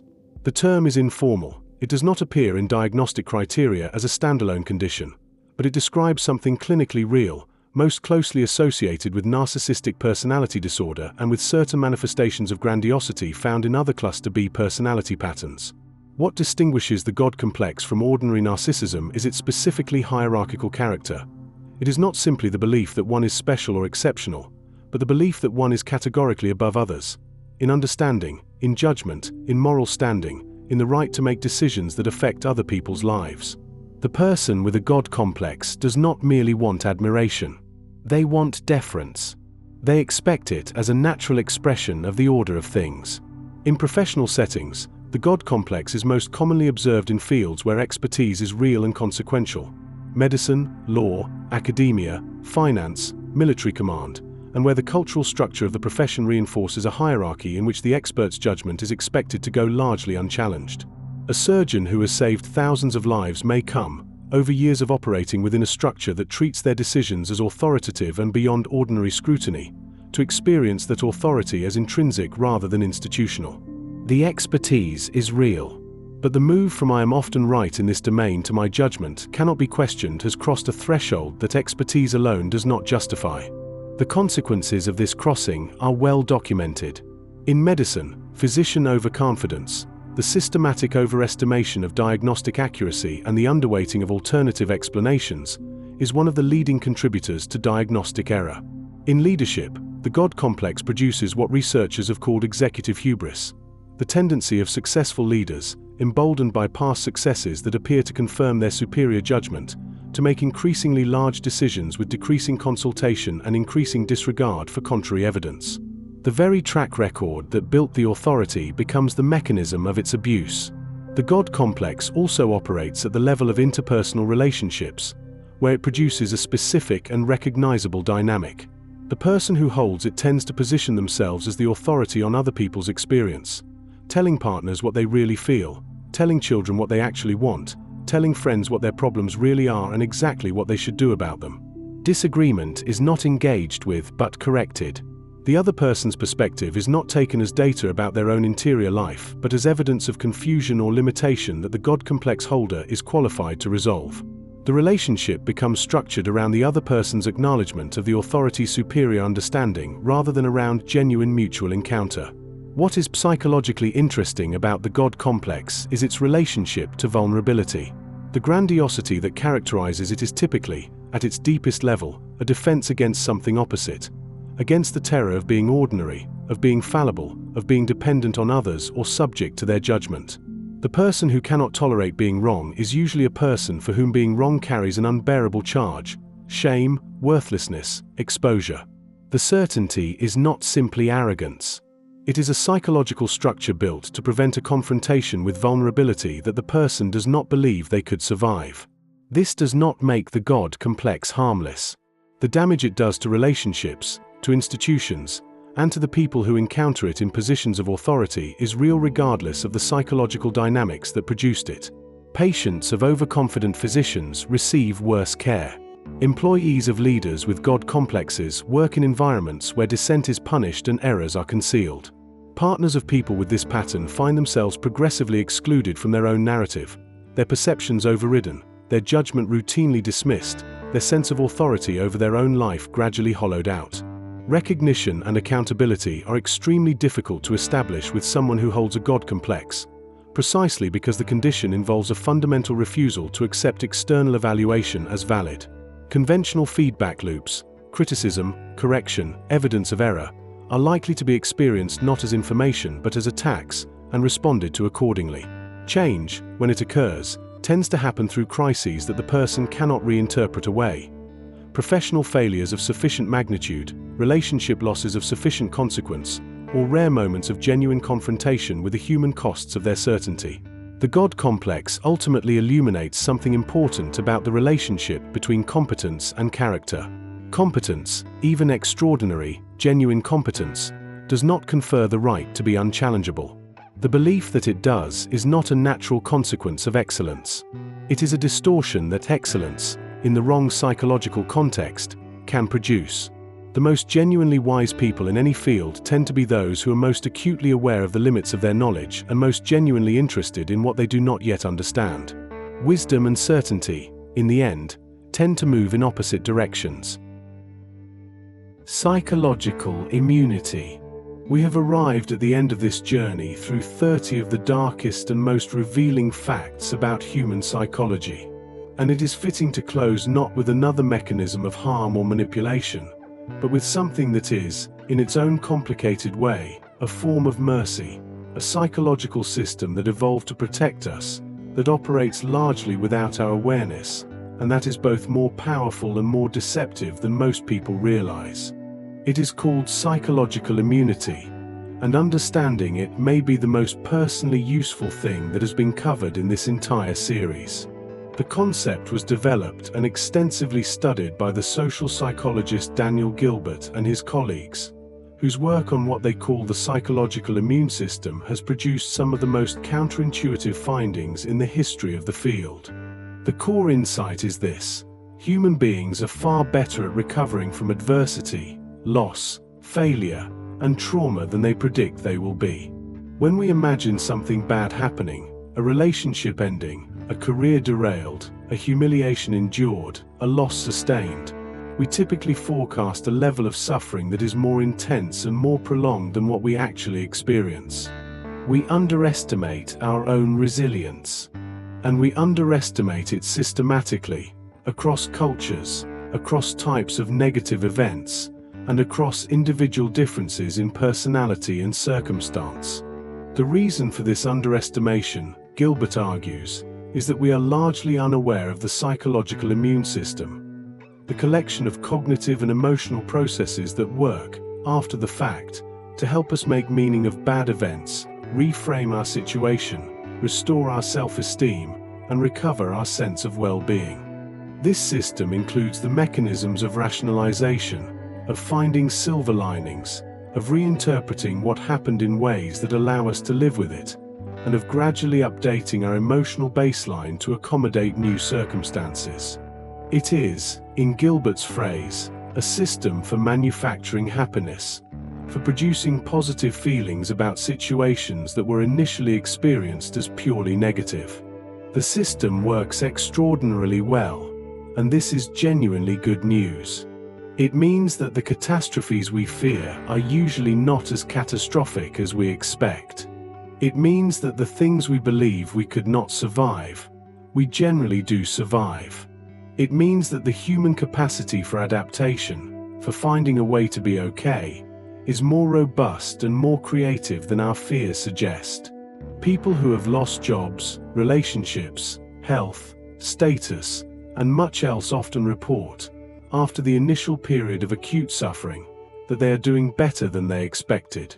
Some report, with evident sincerity, that the loss was among the most important and formative experiences of their lives. But here is where the concept becomes darker, and more appropriate for a series on the psychology of what we do not see. The psychological immune system does not just help us cope with genuine adversity. It also protects us from truths about ourselves that we would find painful to fully acknowledge. It is the system that produces the rationalizations that allow us to maintain a positive self-image in the face of evidence that we have behaved badly. It is the engine of the motivated reasoning that was discussed in the section on cognitive dissonance. It is what allows the person who has been unkind, unfair, or dishonest to nonetheless fall asleep at night with a relatively intact sense of their own decency. The psychological immune system, in this mode, does not distinguish between genuine resilience and motivated self-protection. It applies the same reframing machinery to legitimate coping and to self-deception. The result is that the very system that helps us survive difficulty also helps us avoid the confrontations with ourselves that genuine moral growth requires. We recover from our mistakes by reinterpreting them. We protect our self-image by selectively remembering. We maintain our sense of being basically good people by finding reasons to believe that the things we did that were not good were actually, in the end, justified. This is why self-knowledge is so difficult and so rare. It is not simply that we are unaware of our flaws and failures. It is that we have a sophisticated, largely unconscious system working constantly to ensure that we do not have to confront them directly. Every uncomfortable truth about ourselves has to pass through a filtering system that is highly motivated to soften, reframe, or reject it. The truths that survive, the ones that reach conscious awareness with their uncomfortable edges intact, have to be, in some sense, stronger than the immune system's resistance to them. Gilbert's research also revealed something called the impact bias, the tendency to overestimate both the intensity and the duration of our emotional responses to future events, positive and negative alike. We predict that winning something wonderful will make us happier for longer than it does. We predict that losing something terrible will make us more miserable for longer than it does.